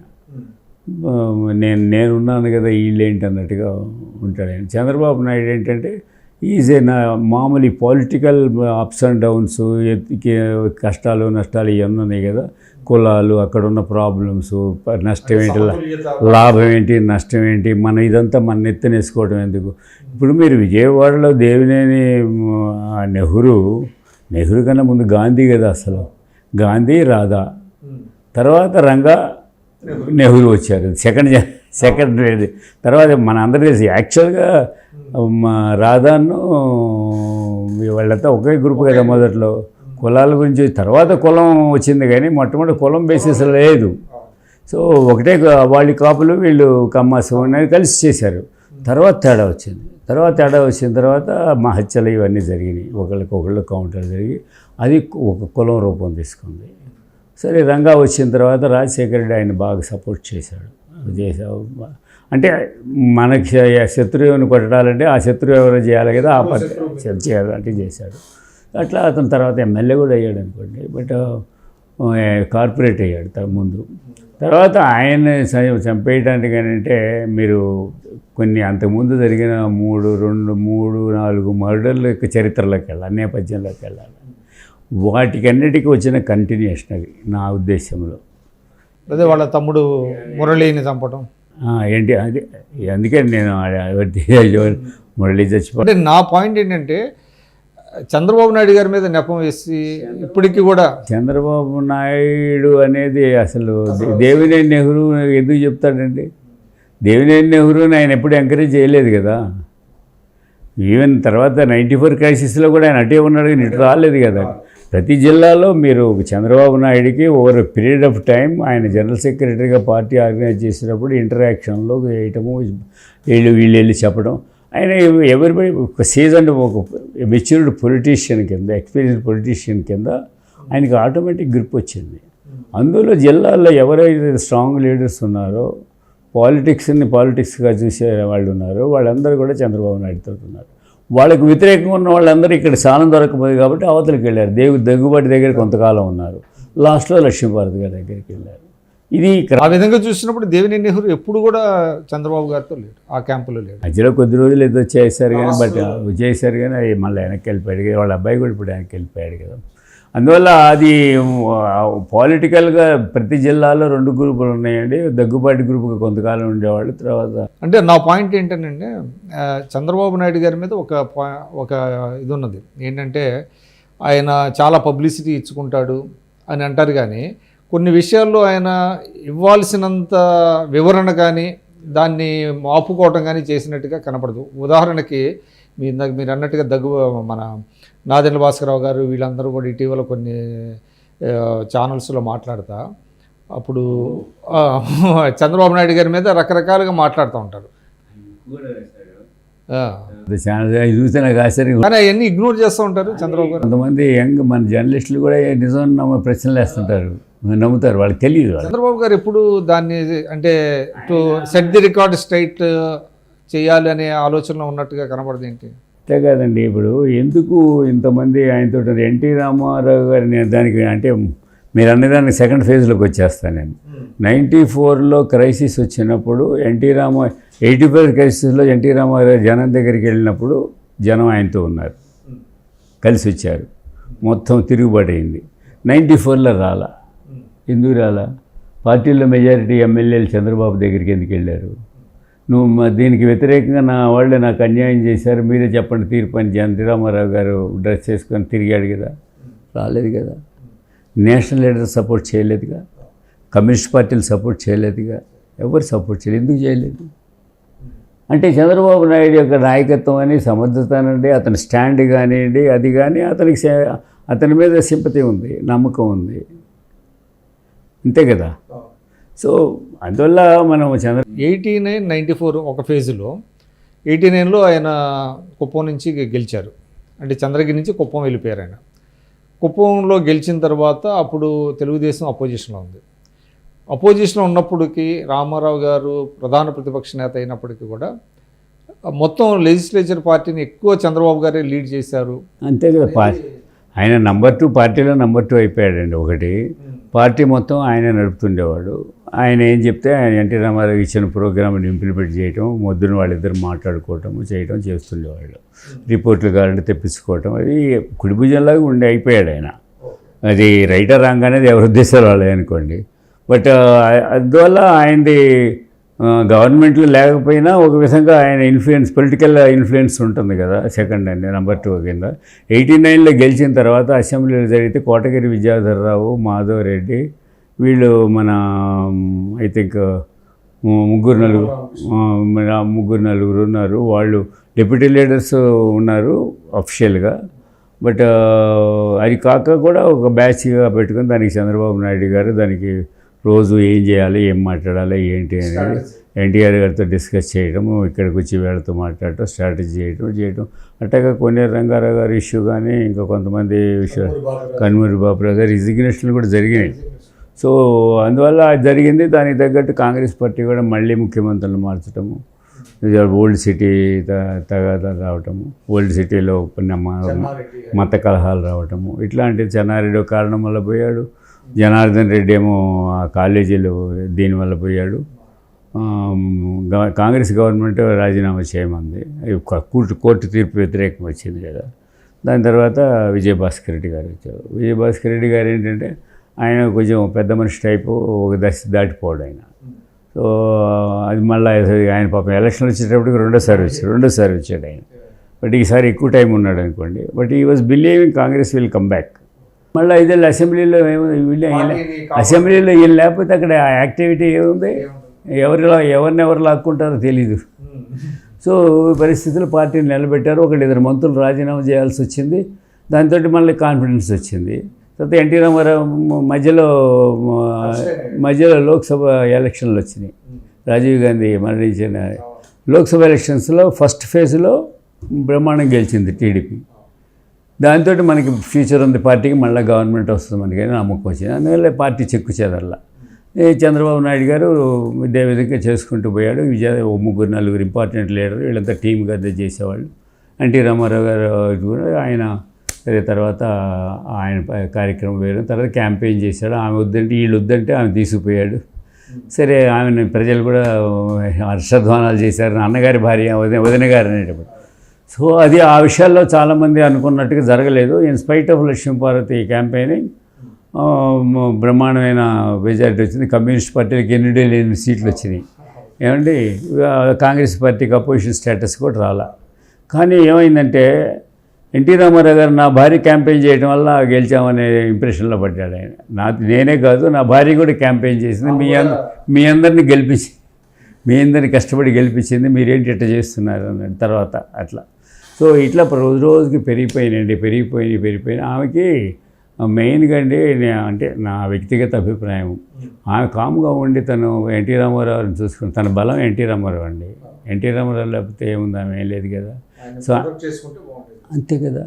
కామ్గా ఉండి ఏదైనా ఆయన చెప్తే ఇట్లా కాదండి చూడండి మీ ఆరోగ్యం చూసుకోండి ఇది చూసుకోండి అని చూసుకుంటూ ఉంటే 5 ఏళ్ళకి కాకపోతే 6 ఏళ్ళకి 7 ఏళ్ళకి 8 ఏళ్ళకి 9 ఏళ్ళకి she would got control if she is capable.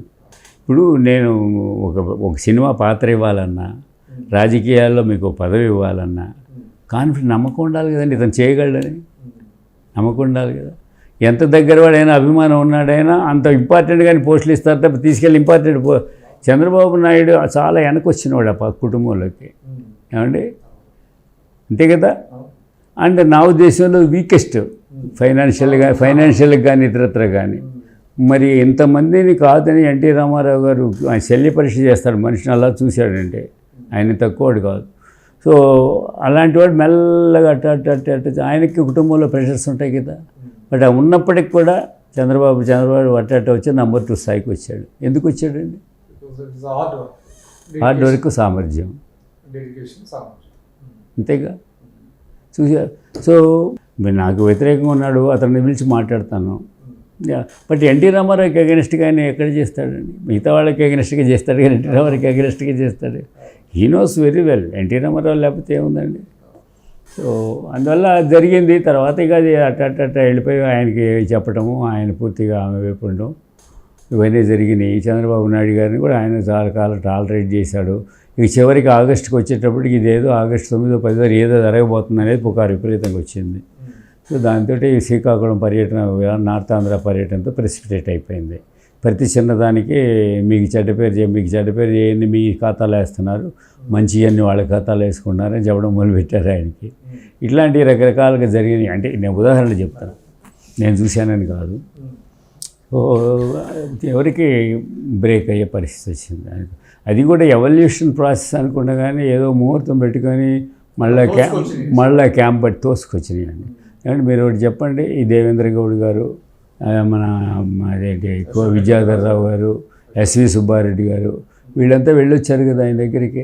ఏమండి మీరు ఆమెను పక్కన పెట్టండి, పార్టీ వరకు పక్కన పెట్టండి, మిగతా మీ ఇష్టం అండి, మీరు ఎట్లా చూసుకోండి ఫ్యామిలీ, బట్ పార్టీకి మాత్రం ఆమె జోక్యం చేయకుండా పక్కన పెట్టండి అని అడిగారు. మీరెవరు చెప్పడానికి దోవేయండి అన్నాడు ఆయన.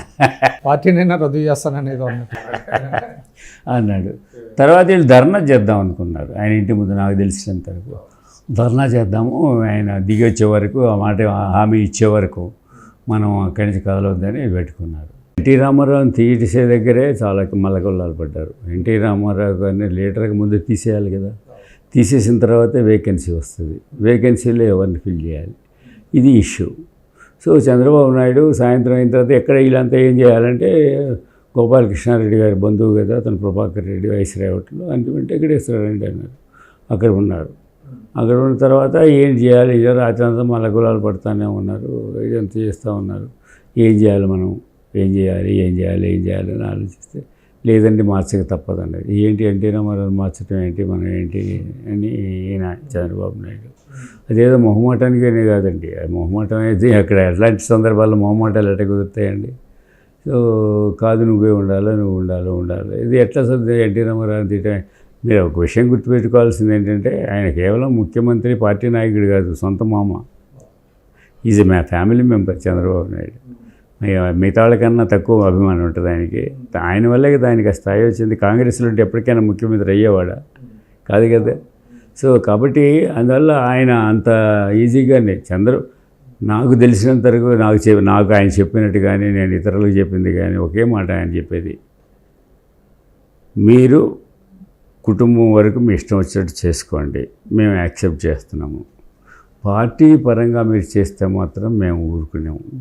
ఎందుకంటే పార్టీ కోసం మేమంతా ఏళ్ల తరబడి కష్టపడిన తర్వాత ఇప్పుడు సడన్గా ఎవరినో తీసుకొచ్చి చేసి ఆమెతో చేయమని అంటే మేము ఒప్పుకోవడానికి ఎవరు సిద్ధంగా లేరు పార్టీలో. కాబట్టి ఆ సమస్య లేదంటే దాన్ని వదిలేసే లేదు, సమస్య లేదు. ఎన్టీ రామారావు గారు ఉన్నంత వరకు ఆయనే నాయకుడు, ఆయనే ముఖ్యమంత్రి.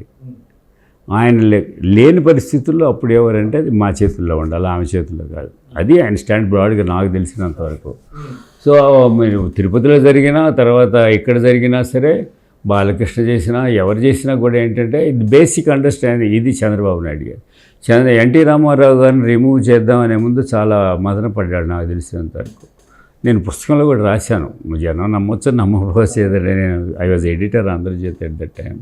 సాయంత్రము నాకు ఆయన ఫ్రెండ్ ఒక ఆయన పేరు చెప్పొచ్చాము, నేను ఇప్పటివరకు చెప్పలేదు, నాగరాజుల నాయుడు అని. ఆయన చంద్రబాబు నాయుడికి బాగా క్లోజ్, హెరిటేజ్ చేశాడు, ఓపెన్ యూనివర్సిటీలో ఉండేవాడు. ఆయన ఫోన్ చేశాడు నాకు. ఫోన్ చేసి ఏంటి ఈయన ఏంటి ఇట్లా భయపడుతున్నాడు, ఏంటి ఎంతమంది చెప్పినా ఒప్పుకోవట్లేదు, ఆయన తీయడానికి నేను ఒప్పుకొని అంటాడు. ఇంత దూరం వచ్చిన తర్వాత చేయకపోతే ఎట్లా, ఏమైపోద్ది, ఇది తెల్లారేటప్పటికి అయిపోతారు వీళ్ళు, అది ఇది నువ్వన్నా చెప్పు అన్నాడు. నేను చెప్పడం మళ్ళీ వాళ్ళు మీరేం చెబుతారు, నేను ఇక్కడ కూర్చొని మీరంతా అక్కడ పెట్టుకుని మీరేం చెబుతారండి బాబు, ఇదేం చిన్న విషయాలు కాదు ఇవన్నీ. అయినా ఎన్టీ రామారావు తీయటం ఏంటండి అన్నాను నేను కూడా. ఎన్టీ రామారావు తీయటం ఏంటంటే ఎన్టీ రామారావుకి నచ్చ చెప్పాలా, పడాలా, ఏదన్నా చేయాలి, కానీ ఎన్టీ రామారావుని తీసేసే పరిస్థితి ఎందుకు రావాలండి, దాన్ని ఎవరు సపోర్ట్ చేస్తారండి అన్నాను. సరే అయిన తర్వాత కాసేపటికి ఆయన ఫోన్ చేశాడు, ఒక పావుగంట అరగంట తర్వాత, చంద్రబాబు నాయుడు గారు. ఏమండి ఏం జరుగుతుందన్నాను నేను. అంటే ఏంటి ఇట్లా ఏం చేయాలో అర్థం కావట్లేదు, నేను చాలా ఇబ్బందులు పడుతున్నాను, వీళ్ళంతా కొంతమంది చాలా ఒత్తిడి చేస్తున్నారు, నువ్వు ఉండాలి, లేకపోతే మేము ఏం చేస్తాం, మేము ఏం చేయాలో మాకు తెలియదు, మేము వేరే చూసుకోవాల్సి వస్తుంది అంటున్నారు. ఎట్లా ఆయన తీయటం ఎలాగా ఏంటి అన్నాడు ఆయన. ఏమండి ఈ స్థితిలో మీరు క్యాంపు పెట్టారు, ఇవన్నీ వచ్చినాయి, ఆల్రెడీ ఇవన్నీ వస్తున్నాయి, ఆయన మీ మాట లెక్క చేయడు, ఇంత దూరం వచ్చిన తర్వాత ఎందుకు లెక్క చేస్తాడు, చేయడు. సో చేసిన తర్వాత మీరు ఇప్పుడు ఆయన్ని తీసేయాలంటే ఏం చేయాలి, మీ మీద నమ్మకం ఉంది, మీ మీద నమ్మకం పెట్టుకొని వీళ్ళంతా వచ్చారు. చంద్రబాబు నాయుడు అయితే కష్టసుఖాలు తెలిసినవాడు, రాజకీయాలు తెలిసినవాడు, ఆయనతో రాజకీయం చేయటం వేసి మన రాజకీయంగా బతకడం వేసి, ఎన్టీ రామారావు గారు ఏం చేస్తాడో ఎప్పుడు ఏం చేస్తాడో తెలియదు, ఏ పని అడగలేము ఆయన్ని, ఆయన చేయడు. మరి చేసేవాళ్ళు చేయించుకుంటూ పోతున్నారు, ఆమె దగ్గరికి వెళ్ళి మనం ఎక్కడ రాజకీయం చేస్తాం, ఏది మాకు ఏదో మార్గం అంటే నువ్వే ఉన్నావు అనేది ఆయన మీద పెట్టి, ఆయన సాధువేం కాదు కదా, ఆయన రాజకీయాలు వదిలేసి పారిపోతా, నాకు వద్దు, నేను రాజకీయాలు వదిలేసిపోతాను ఎందుకంటాడండి. మొదటి నుంచి ఆయన ఆయన అంబిషియస్ పొలిటీషియన్ ఆయన. సో ఎన్టీ రామారావు లేకపోతే నేను ఉండాలనేది ఉంటుంది కదా ఆయనకి. సో ఎన్టీ రామారావు గారిని తీసేసి ఉండాలని ఉందని నేను అనుకోను. బేసిక్గా నేను 1-2 సార్లు చెబుతున్నా, నాకు ఆ తర్వాత చెప్పింది కూడా. ఎన్టీ రామారావుని తీసి ఉండాలని మనం ఎందుకు అనుకుంటాం, ఎన్టీ రామారావు ఉన్నంతకాలం ఆయన నాయకుడు, తర్వాత మనం అది పార్టీని బతికించుకోవాలా, పార్టీకి నాయకత్వం వహించాలి మనం. ఆమె ఉంటే పార్టీ బతకదు, ఆమె ఒకవేళ ఇస్తే పార్టీ బతకదు. కానీ ఆమెకన్నా మెచ్యూరిటీ ఉందా, రాజకీయాల్లో ఒక పరిపక్వత ఉందా, ఏంటంటే ఆమెతో మనమే రాజకీయాలు చేస్తామనే వాళ్ళే ఎక్కువ. ఏదో చంద్రబాబు వ్యతిరేకంగా ఉండే గ్రూప్ తప్ప మిగతా వాళ్ళు ఎవరు లేరు, న్యాచురల్గా వెళ్ళిన వాళ్ళు ఎవరు లేరు. సో ఎన్టీ రామారావు గారిని చేయలేక చేస్తాను తప్ప. ఇప్పుడు ఆయన రాజ్భవన్కి వెళ్ళేటప్పుడు కళ్ళనీళ్ళు పెట్టుకున్నారు ఎమ్మెల్యేలు బస్సులో. నెక్స్ట్ డే రాజకీయ హోటల్ నుంచి చాలామంది కళ్ళనీళ్ళు పెట్టుకున్నారు. ఇలాంటి పరిస్థితి వస్తుంది నా ఎన్టీ రామారావు అంటే ఆయన వల్ల రాజకీయ భిక్ష ఆయనే పెట్టాడు అనుకునేవాళ్ళు చాలామంది ఉన్నారు ఆ రోజు, ఇంక్లూడింగ్ మన వెంకటేశ్వరరావు వీళ్ళందరూ కూడా. మన వెంకటేశ్వరరావు బాగా క్రిటిసైజ్ చేస్తారు ఎన్టీ రామారావు. ఆయన కొంచెం వేరే ప్రిన్సిపల్ పాలిటిక్స్, వేరే రకం పాలిటిక్స్, సీరియస్ పాలిటిక్స్, అలాంటి వాళ్ళు కూడా చాలా బాధపడ్డారు. సరే చాలా ఆపలేరు అనుకోండి ఎవరు. బట్ ఆయన ఇంకోటి ఏంటంటే, నేను వెళ్ళి నా తమ్ముడిని ఇటు బంధించారు, నేను తీసుకొస్తాను వెళ్ళాడు, చెప్పులు వేశారు అన్నది. సరే ఒక ఇంపార్టెంట్ సార్, చంద్రబాబు నాయుడు గారు ఈ సంఘటన మీద లాస్ట్ ఇయర్ బాలకృష్ణ గారు అన్స్టాపబుల్లో మాత్రమే ఇది రివీల్ చేశారు. అప్పుడు ఏం జరిగింది అనేది ఇంతకాలం ఎప్పుడూ ఆయన చెప్పలేదు. మరి కారణం ఏముంటుంది అంటారు? ఏం లేదు, ఆయన కొన్నిటి మీద ఫోకస్ పెట్టాడండి. అదే ఆయన మొదటి నుంచే ప్రాబ్లం ఉంది. మీకు తెలిసిన విషయాలే. ఆయన లైఫ్లో చూస్తే 1 వ్యవసాయం దండుగా, 2 వెన్నుపోటు. ఏమండి, వ్యవసాయం దండగానే ఎక్కడల్లా మేము ఎప్పుడు అనుకున్నాడు, ఎక్కడన్నాడు ఆయన. మీరు వ్యవసాయంతో కేవలం వ్యవసాయం మీద అంటే లాభసాటిగా ఉండదు, మీరు ఇతర చూసుకోండి, మేము అగ్రికల్చర్ రిలేటెడ్ ఏమన్నా చూడండి, పాలు పెరుగు ఇట్లాంటివి ఏదన్నా చూసుకుంటే మీకు ఉంటుంది. అందుకని మీరు ఇది చేయాలని అడిగారు, వ్యవసాయం దండగా మీరు తీసేయండి అని ఎక్కడల్లా. అది రాజశేఖర రెడ్డి గారు బాగా పాపులర్. రాజశేఖర రెడ్డి గారు బాగా వ్యవసాయం దండగా అన్నాడు అపోజిషన్ లీడర్లో ఉన్నప్పుడు, అన్నావు నువ్వు అని. అప్పుడు కూడా వీళ్ళు గట్టిగా కౌంటర్ చేయాల. తర్వాత ఆయన నువ్వు అన్న వ్యవసాయం దండగన్నా మేము పండగ చేస్తున్నామని సీఎం అయ్యాక అన్నాడు. అట్లా అది ఒక వ్యవసాయం రూల్ అయిపోయింది. వైస్రాయ్ చెప్పులు వేశారు అనేది అది ఎవరు వచ్చిందంటే యాక్చువల్గా ఎన్టీ రామారావు మన అండర్స్టాండింగ్ ఏంటంటే అది ఎవరని చెప్పగలం.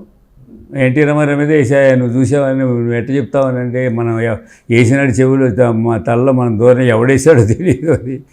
తర్వాత ఎన్టీ రామారావుని వాళ్ళు ఎప్పుడు అమర్యాద చేయలేదండి. ఎన్టీ రామారావుని నా డైరెక్టర్ కింద తీసేసి మనం ఎక్కుదామనే వాళ్ళు ఎవరైనా కొద్దిమంది 5-10 మంది ఉంటే ఉండొచ్చు కానీ but that is not a majority opinion. Chandrababu opinion కూడా అది అనుకున్నాను. చంద్రబాబు నాయుడు ఫ్యామిలీ మెంబర్ అండి. తన భార్య, తను, పిల్లలు ఆ కుటుంబం నుంచి వచ్చిన వాళ్ళు, తనకి రాజకీయ జీవితం ఇచ్చిన వాళ్ళు అయినా అంతే కదా.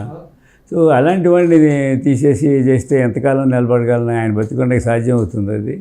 ఆయనకి తెలుసు. ఆయన చంద్రబాబు నాయుడు అంత తెలివి తక్కువ. ఎన్టీ రామారావు సరే, ఎన్టీ రామారావు గారి శకం తర్వాత చంద్రబాబు నాయుడు గారి శకం తెలుగుదేశంలో స్టార్ట్ అయింది. అప్పుడు కూడా ఆయనకు అనేక సవాళ్ళు కాంగ్రెస్ పార్టీ నుంచి వచ్చినాయి.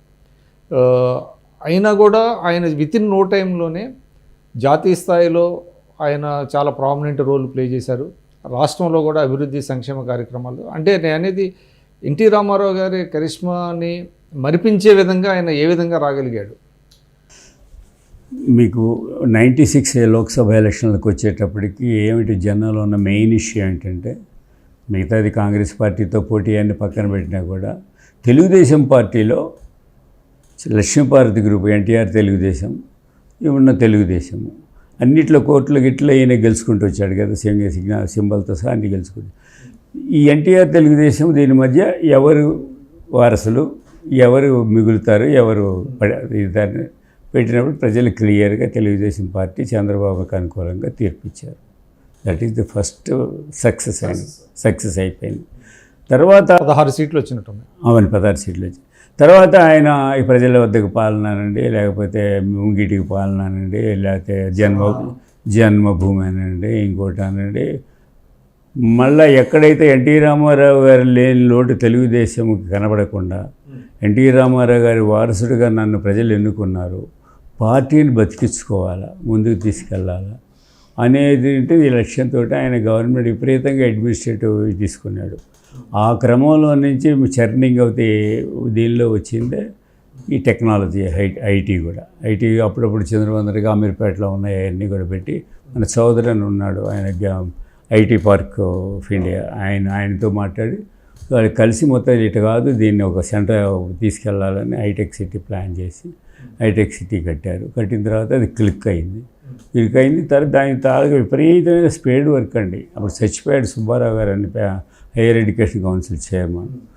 American consulate was objecting for the people coming from state. వాళ్ళకి సర్టిఫికేట్లు కరెక్ట్గా ఉండటం లేదు, ఫ్రాడ్ ఇస్తున్నారు, వాళ్ళు ఇచ్చే డాక్యుమెంట్లు ఫ్రాడ్ ఉంటున్నాయి. అన్నిటికీ ముఖ్యంగా వాళ్ళకి స్కిల్ లేదు, మిగతా వాళ్ళతో పోల్చినప్పుడు నైపుణ్యాలు లేవు అని చెప్పినప్పుడు వాళ్ళు పెట్టి ఉస్మానియా మొత్తం స్క్రీన్ చేసి ఆ కాన్సులేట్ వాళ్ళతోటి కోఆర్డినేట్ చేసుకొని వీళ్ళు మొత్తం దాన్ని స్క్రీన్ చేసి ఒక కమిటీలాగా, కమిటీ అంటే కోఆర్డినేట్ చేసుకొని జెన్యున్ క్యాండిడేట్స్ వీసాకి వెళ్ళేట్టుగా అది అష్యూరెన్స్ ఇచ్చారు కాన్సులేట్ వాళ్ళకి, మేము నమ్మం మీ సర్టిఫికేట్లు అంటే వాళ్ళు. ఒకటి. రెండవది ఏంటంటే స్కిల్ డెవలప్మెంట్కి ఇప్పుడు ఈ సుబ్బారావు గారు వీళ్ళు ఉన్నారు కదా, వీళ్ళు కొంతమంది ఎడ్యుకేషనిస్ట్ వీళ్ళందరూ పెట్టి వీళ్ళకి ప్రత్యేకమైన English language, particular English language పూర్గా ఉండేది వాళ్ళకి, ఇంజనీర్స్ చదువుకున్నాడు. అందువల్ల ఇంగ్లీష్లో వాటిలో కొంచెం క్లాసులు పెట్టి మన లక్ష్మణ్ గారు కూడా తెలుసు ఆయన, వీళ్ళంతా కలిసి స్కిల్ డెవలప్మెంట్ పెట్టారు. అట్లా అమెరికన్ కాన్సులేట్కి యాక్సెప్టెన్స్ తెచ్చుకున్నారు. దట్ ఈస్ ద మేజర్ కదా. అట్లా మీకు ఎక్సోడస్ స్టార్ట్ అయింది. So accepted. తర్వాత ఇంజనీరింగ్ కాలేజ్ విపరీతంగా పెంచాడు ఆయన. మెడికల్ కాలేజెస్ పెంచాల, జనార్దన్ రెడ్డి గారు మెడికల్ కాలేజీ పెంచాడు. ఈయన ఇంజనీరింగ్ కాలేజ్ ప్రతిసారి రెవెన్యూ డివిజన్కో ఇంజనీరింగ్ కాలేజ్ అన్నాడు. విపరీతంగా ప్రొడ్యూస్ అవ్వటం ఉంటుంది. ప్రొడ్యూస్ అయిన వాళ్ళు మరి రా క్యాండిడేట్స్ కాకుండా స్కిల్ గిరి అన్ని పెట్టి దాన్ని సిస్టమేటిక్ డెవలప్ చేసేటప్పటికి విపరీతమైన మ్యాన్ పవర్ జనరేట్ అయింది. బెంగళూరుకి వెళ్ళినా, అమెరికా వెళ్ళినా తెలుగు వాళ్ళు ఎక్కువ ఉండడానికి అది ఒక ఫేజ్. మనం ఈ చెప్పుకో మైక్రోసాఫ్ట్, ఐఎస్బి అనుకోవట్లేదు, బిల్డింగ్ కడితే వచ్చింది కాదండి, దీనికి చాలా చేయాలి. సరే, మైక్రోసాఫ్ట్ తీసుకురావటం ఎంత ఇదండి, ఎయిర్పోర్ట్ తీసుకురావడం. ఎయిర్పోర్ట్ ఏం చిన్నదని, బెంగళూరు ముందు గ్రీన్ఫీల్డ్ ఇప్పుడు టాటాస్ సింగపూర్ కలిసిన కన్సార్టియం అది. దానికి వ్యతిరేకంగా జిఎంఆర్ లోకల్ ఎంటర్ప్రెన్యూర్ ఆయన, వాళ్ళకి ఆయనంత పొలం ఇచ్చి వాళ్ళకి ఇచ్చి దానికి ప్రాజెక్ట్ వైబిలిటీ గురించి కన్విన్సింగ్గా ఇచ్చి వాజ్పేయి గారితో పర్సనల్గా మాట్లాడి ఢిల్లీ వెళ్ళి దానికి అప్రూవల్ ఇచ్చాడు ఎయిర్పోర్ట్కి. దానికి ఏమైనా సరే బెంగళూరుకి ముందు రావాలని. ఓఆర్ఆర్ ప్లానింగ్ ఇవన్నీ మొత్తం ఇన్ఫ్రాస్ట్రక్చర్ ప్లానింగ్ అంతా ఐఎస్బి ఓఆర్ఆర్ రాజశేఖర రెడ్డి కట్టాడు కానీ బట్ ప్లానింగ్ ఒరిజినల్ ప్లానింగ్ ఇప్పుడు నాలెడ్జ్ పార్కు ఏమంటే మైండ్ అండ్ స్పేసు ఇవన్నీ కూడా చేసింది. తర్వాత ఇది కూడా అండి, అంటే ఐటీతో పాటు మీకు వేరే ఫీల్డ్స్లో కూడా ఆయన అంటే నేషనల్ కన్స్ట్రక్షన్ ఇది కట్టడం, హైటెక్స్ అండి. హైటెక్ కన్వెన్షన్ సెంటర్ లేదు, కన్వెన్షన్ సెంటర్లో హైదరాబాద్ ఎవరు రావట్లేదు, అయితే బెంగళూరు పోతున్నారు లేదా చెన్నై పోతున్నారు. ఎక్కడ పెట్టుకుని మనకి ఇక్కడ ఏం లేదు, మంచి హోటల్స్ లేవు, మంచి ఇది లేదు, మంచి స్కూల్స్ లేవు, బ్యూరోక్రాట్స్ ఒప్పుకోవట్లేదు, ప్రైవేట్ వాళ్ళు వచ్చి మా పిల్లలు చదువులు ఏంటి హైదరాబాద్ వస్తే అన్యాయం అయిపోతారు. ఇట్లా ఉన్నప్పుడు మరి తగ్గటగా అన్నీ వచ్చినాయి. ఐఎస్బి వచ్చింది. ఐఎస్బి ఎంత జీనోమ్ వ్యాలీ ఐఎస్బి నిజంగా చెప్పాలంటే పోయేదాన్ని తన్నుకొచ్చారు. ఎయిర్పోర్ట్ నుంచి వాళ్ళకి స్వాగతం చెప్పి ఇంట్లో తీసుకెళ్ళి బ్రేక్ఫాస్ట్ చేయించి వాళ్ళకి ఏది కావాలి కామత్, అనిల్ అంబానీ ఎంత హేమాహేమీలు అప్పట్లో ఉన్నవాళ్ళంతా. అది పెద్ద సక్సెస్ స్టోరీ. ఐఎస్బి వచ్చింది చూస్తే ఇప్పుడు చూస్తే ఆశ్చర్యంగా ఉంటుంది. అంటే ఇంపాసిబుల్ని పాసిబుల్ చేశారు. మైక్రోసాఫ్ట్ సరే మీకు అందరికీ తెలిసింది కాదు చేశారు. అమెరికన్ కాన్సులేట్ వరుసన బిల్ క్లింటన్ వచ్చాడు, టోనీ బ్లేయర్ వచ్చాడు, జర్మన్ ఫైనాన్స్ మినిస్టర్ వరుసన వచ్చారు. నేను అప్పుడు ప్రెస్ అకాడమీ చైర్మన్, నేను కూడా వెళ్తుండేవాడిని జూబ్లీ హాల్లో వాళ్ళకి ఇచ్చే రిసెప్షన్ వాడికి బ్యాంక్వెట్కి. సో వాళ్ళకి ప్రజెంటేషన్ చేయటం, హైదరాబాద్ యొక్క ఇంపార్టెన్స్ చెప్పటం, ఇవన్నీ చేశారు. Connectivity, band width, electricity guarantee ఇవన్నీ పెట్టి ఏంటంటే ఎప్పుడు బ్యాండ్ విడ్త్లు ఈ గొడవ ఏంటంటే అనేవాళ్ళ మనకేం అర్థమయ్యి కాదు అప్పట్లో. ఈ ఐటీ ఇంత పాపులర్ కాలే, ఈ వైఫైల గురించి కూడా అప్పుడు సరిగ్గా తెలియదు. ఈ బ్యాండ్ విడ్త్లు వైఫైలు ఇది ఏంటంటే ఏం గుడ్డు పెడతాయి అనేది మీకు తెలియదు. ఆగండి 10 ఏళ్ళు ఉంటుందో it is going to rule the. అది ఇంకోటి కూడా అండి, అంటే సెల్ ఫోన్ల యొక్క ఇంపార్టెన్స్ కూడా ముందుగానే ఆయనే చెప్పారు. దాన్నేమో వీళ్ళు కొంచెం దాన్ని మార్చి నేనే సెల్ ఫోన్ కనిపెట్టానని కొంతమంది. కాదండి, ఫోన్ల గురించి చెప్పాలంటే first credit should be given to Sam Pitroda అండి. రాజీవ్ గాంధీ టైంలో వాటర్ మిషన్ అని టెక్నాలజీ మిషన్ అని పెట్టారు. ఈ వాజ్ హెడ్డింగ్ టెక్నాలజీ మిషన్. అప్పటి వరకు మనకి వాళ్ళల్లో ఫోన్లు ఉండేవి కాదు, అసలు ఫోన్ అవైలబిలిటీ అప్పటికి సెల్ ఫోన్ రాలేదు. మనకి ల్యాండ్ ఫోన్ రావాలంటే పెద్ద కష్టంగా ఉండేది. ఏ ఎంపీని పట్టుకుని వాళ్ళకు 10-12 ఉండే అటు తీసుకోవాల్సి వచ్చేది. అది పెద్ద పైరవే అనమాట. అట్లాంటి స్థితిలో శ్యామ్ పిట్రోడా దాన్ని రివర్స్ట్రేట్ చేశాడు. చేసేసి అతను ఏ గవర్నమెంట్ అనగానే టెలికమ్యూనికేషన్స్లో శ్యామ్ పిట్రోడా ముందు చెప్పుకోవాలి. పల్లెటూళ్ళ నుంచి కూడా ఫోన్ పెట్టి అమెరికా పిల్లలతో మాట్లాడే పరిస్థితి వచ్చింది. అప్పుడు అమెరికా ఫోన్ అంటే కుదిరేది కాదు మాట్లాడటం. అసలు ఫ్లాష్ కాల్ ఉండే, ట్రంకాలు బుక్ చేసాం. ట్రంకాలు కూడా అదేంటి ఇమ్మీడియట్గా ఇస్తారనమాట, ఎంత ఛార్జ్ చేస్తారు దానికి. అట్లా చేయాల్సి వచ్చేది ఇమీడియట్గా ఏదైనా చేయాలి. అలాంటి తర్వాత cell phone technology is an evolution అంటే ఒకటనే ఉందండి. అందరూ చేసుకుంటూ వచ్చారు. మళ్ళీ నోకియా వాళ్ళంతా వచ్చారు. ఇవన్నీ ఇంటర్లింక్డ్ ఇవన్నీ.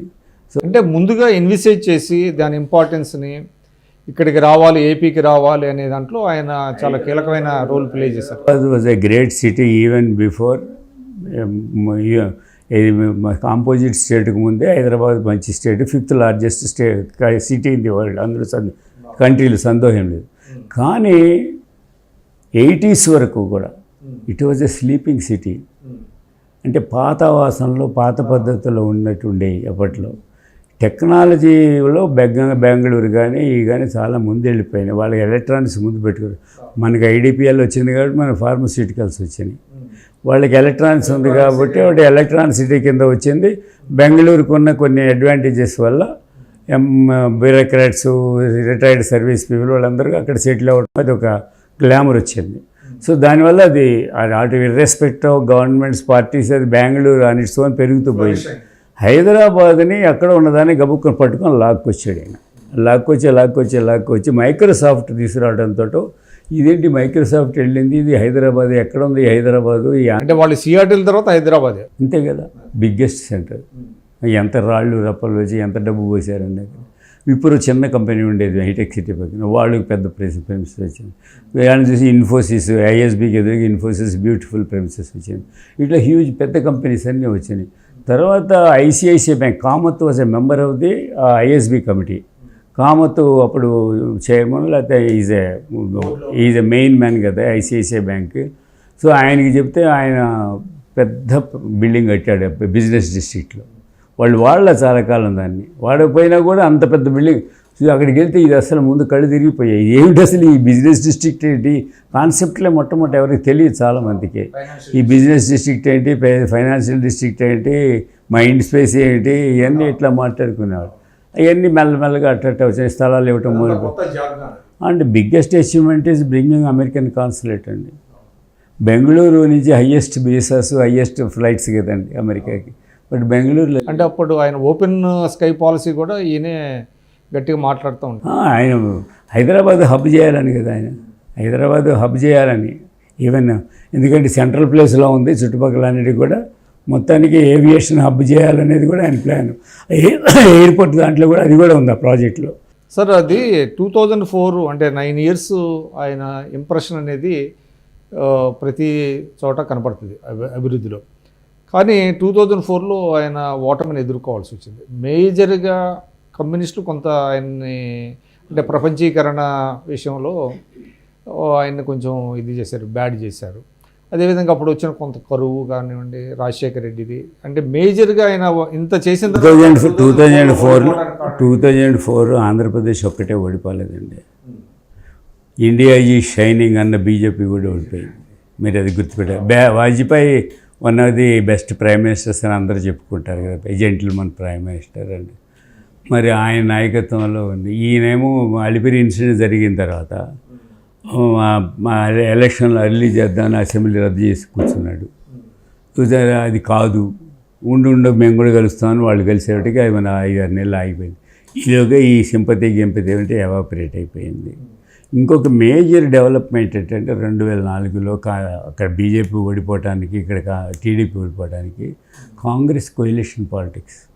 కాంగ్రెస్ ఫస్ట్ టైం, నాకు సబ్జెక్టు కరెక్షన్ నాకు చాలా కాలమైంది గుర్తులేదు, కానీ సూరజ్ కుండ్ మేధోమథనంలో Congress party first time Sonia Gandhi garu నాయకత్వంలో మనము కూడా సంకీర్ణ రాజకీయాలకు వెళదాము, ఇది Congress alone cannot win the election అంత ఆ రోజులు పోయినాయి కాబట్టి మనం చేద్దామని ఫస్ట్ టైం రిజల్యూషన్ పాస్ చేయాలి. ఇప్పుడు 2004లో ఓటమి తర్వాత 2014 వరకు 10 సంవత్సరాలు అపోజిషన్లో పార్టీ నడపడం అంటే సామాన్యమైన విషయం కాదు. అది దాని మీద మీరు ఎట్లా చెప్తారు? అదే మీరు 2000 ఇది చెప్పాం కదా, దాని తర్వాత ఆయనకి బిగ్గెస్ట్ అచీవ్మెంట్ ఏంటి, తెలుగుదేశం పార్టీని 4 ఏళ్ళు బతికించడం అండి. ఇంకేముంది, అయిపోయింది అన్నారు. ఒకసారి కాదు, ఎన్టీ రామారావు చనిపోయిన తర్వాత అయిపోయింది అనుకున్నారు. తర్వాత 2004లో ఓడిపోయిన తర్వాత 2009 రెండోసారి ఓడిపోయారు. ఈయన కేసీఆర్ అంతా కలిసినా సరే కాంగ్రెస్ వచ్చింది. అది వచ్చిందంటే రెండోసారి కాంగ్రెస్ మన్మోహన్ సింగ్ గవర్నమెంట్ ఎక్కువ ఇంపాక్ట్ అనుకోండి రాజశేఖర రెడ్డి గవర్నమెంట్ కన్నా కూడా. రాజశేఖర గవర్నమెంట్ పాజిటివ్ ఉంది, బట్ అక్కడ వచ్చింది. మీరు లోక్సభ సీట్లు ఎక్కువ గెలిచినాయి, అసెంబ్లీ సీట్లు తక్కువ గెలిచినాయి. మీరు గమనించారు లేదు? లోక్సభకు మెజారిటీలు ఎంత వచ్చినాయి, అసెంబ్లీకి మెజారిటీలు ఎన్ని వచ్చినాయి. So that is a fact అనుకోండి. బట్ ఆయన చనిపోయాడు, మంచి ఇది వచ్చింది, అది వేరే విషయం. అకాలంగా చనిపోయాడు. My personally is a good. Chandrababu Naidu జీవితం అంతా నేను జైలుకి వెళ్ళకూడదు, జైలుకి వెళ్ళకూడదు, నేను నాకు ఇలాంటివి నాకు వద్దు అని ఎప్పుడు చెప్తుండేవాడు. అలాంటి వాడు ఆయన జైలుకి వెళ్ళాల్సి వచ్చింది. సో అది నిజంగా ఆయన ఊహించని ఎదురు దెబ్బ. బట్ చూసారా, ఇది కూడా ఒక అవకాశాన్ని తెచ్చిపెట్టింది ఆయన.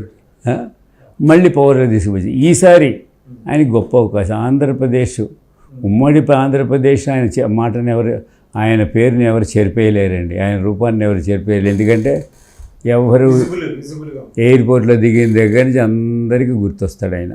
ఏమండి, ఒకటి.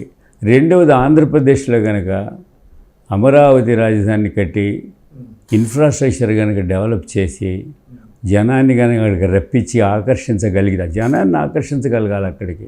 మీరు ఒట్టి బిల్డింగ్లు కడితే లాభం లేదు, రావాలి కదా, ఇన్స్టిట్యూషన్స్ రావాలి, జనం అక్కడ నివాసం ఉండాలి. నివాసం ఉంటే ఎకనమిక్ యాక్టివిటీ వస్తుంది, ఎకనమిక్ యాక్టివిటీ ఉంటేనే డెవలప్మెంట్ వస్తుంది.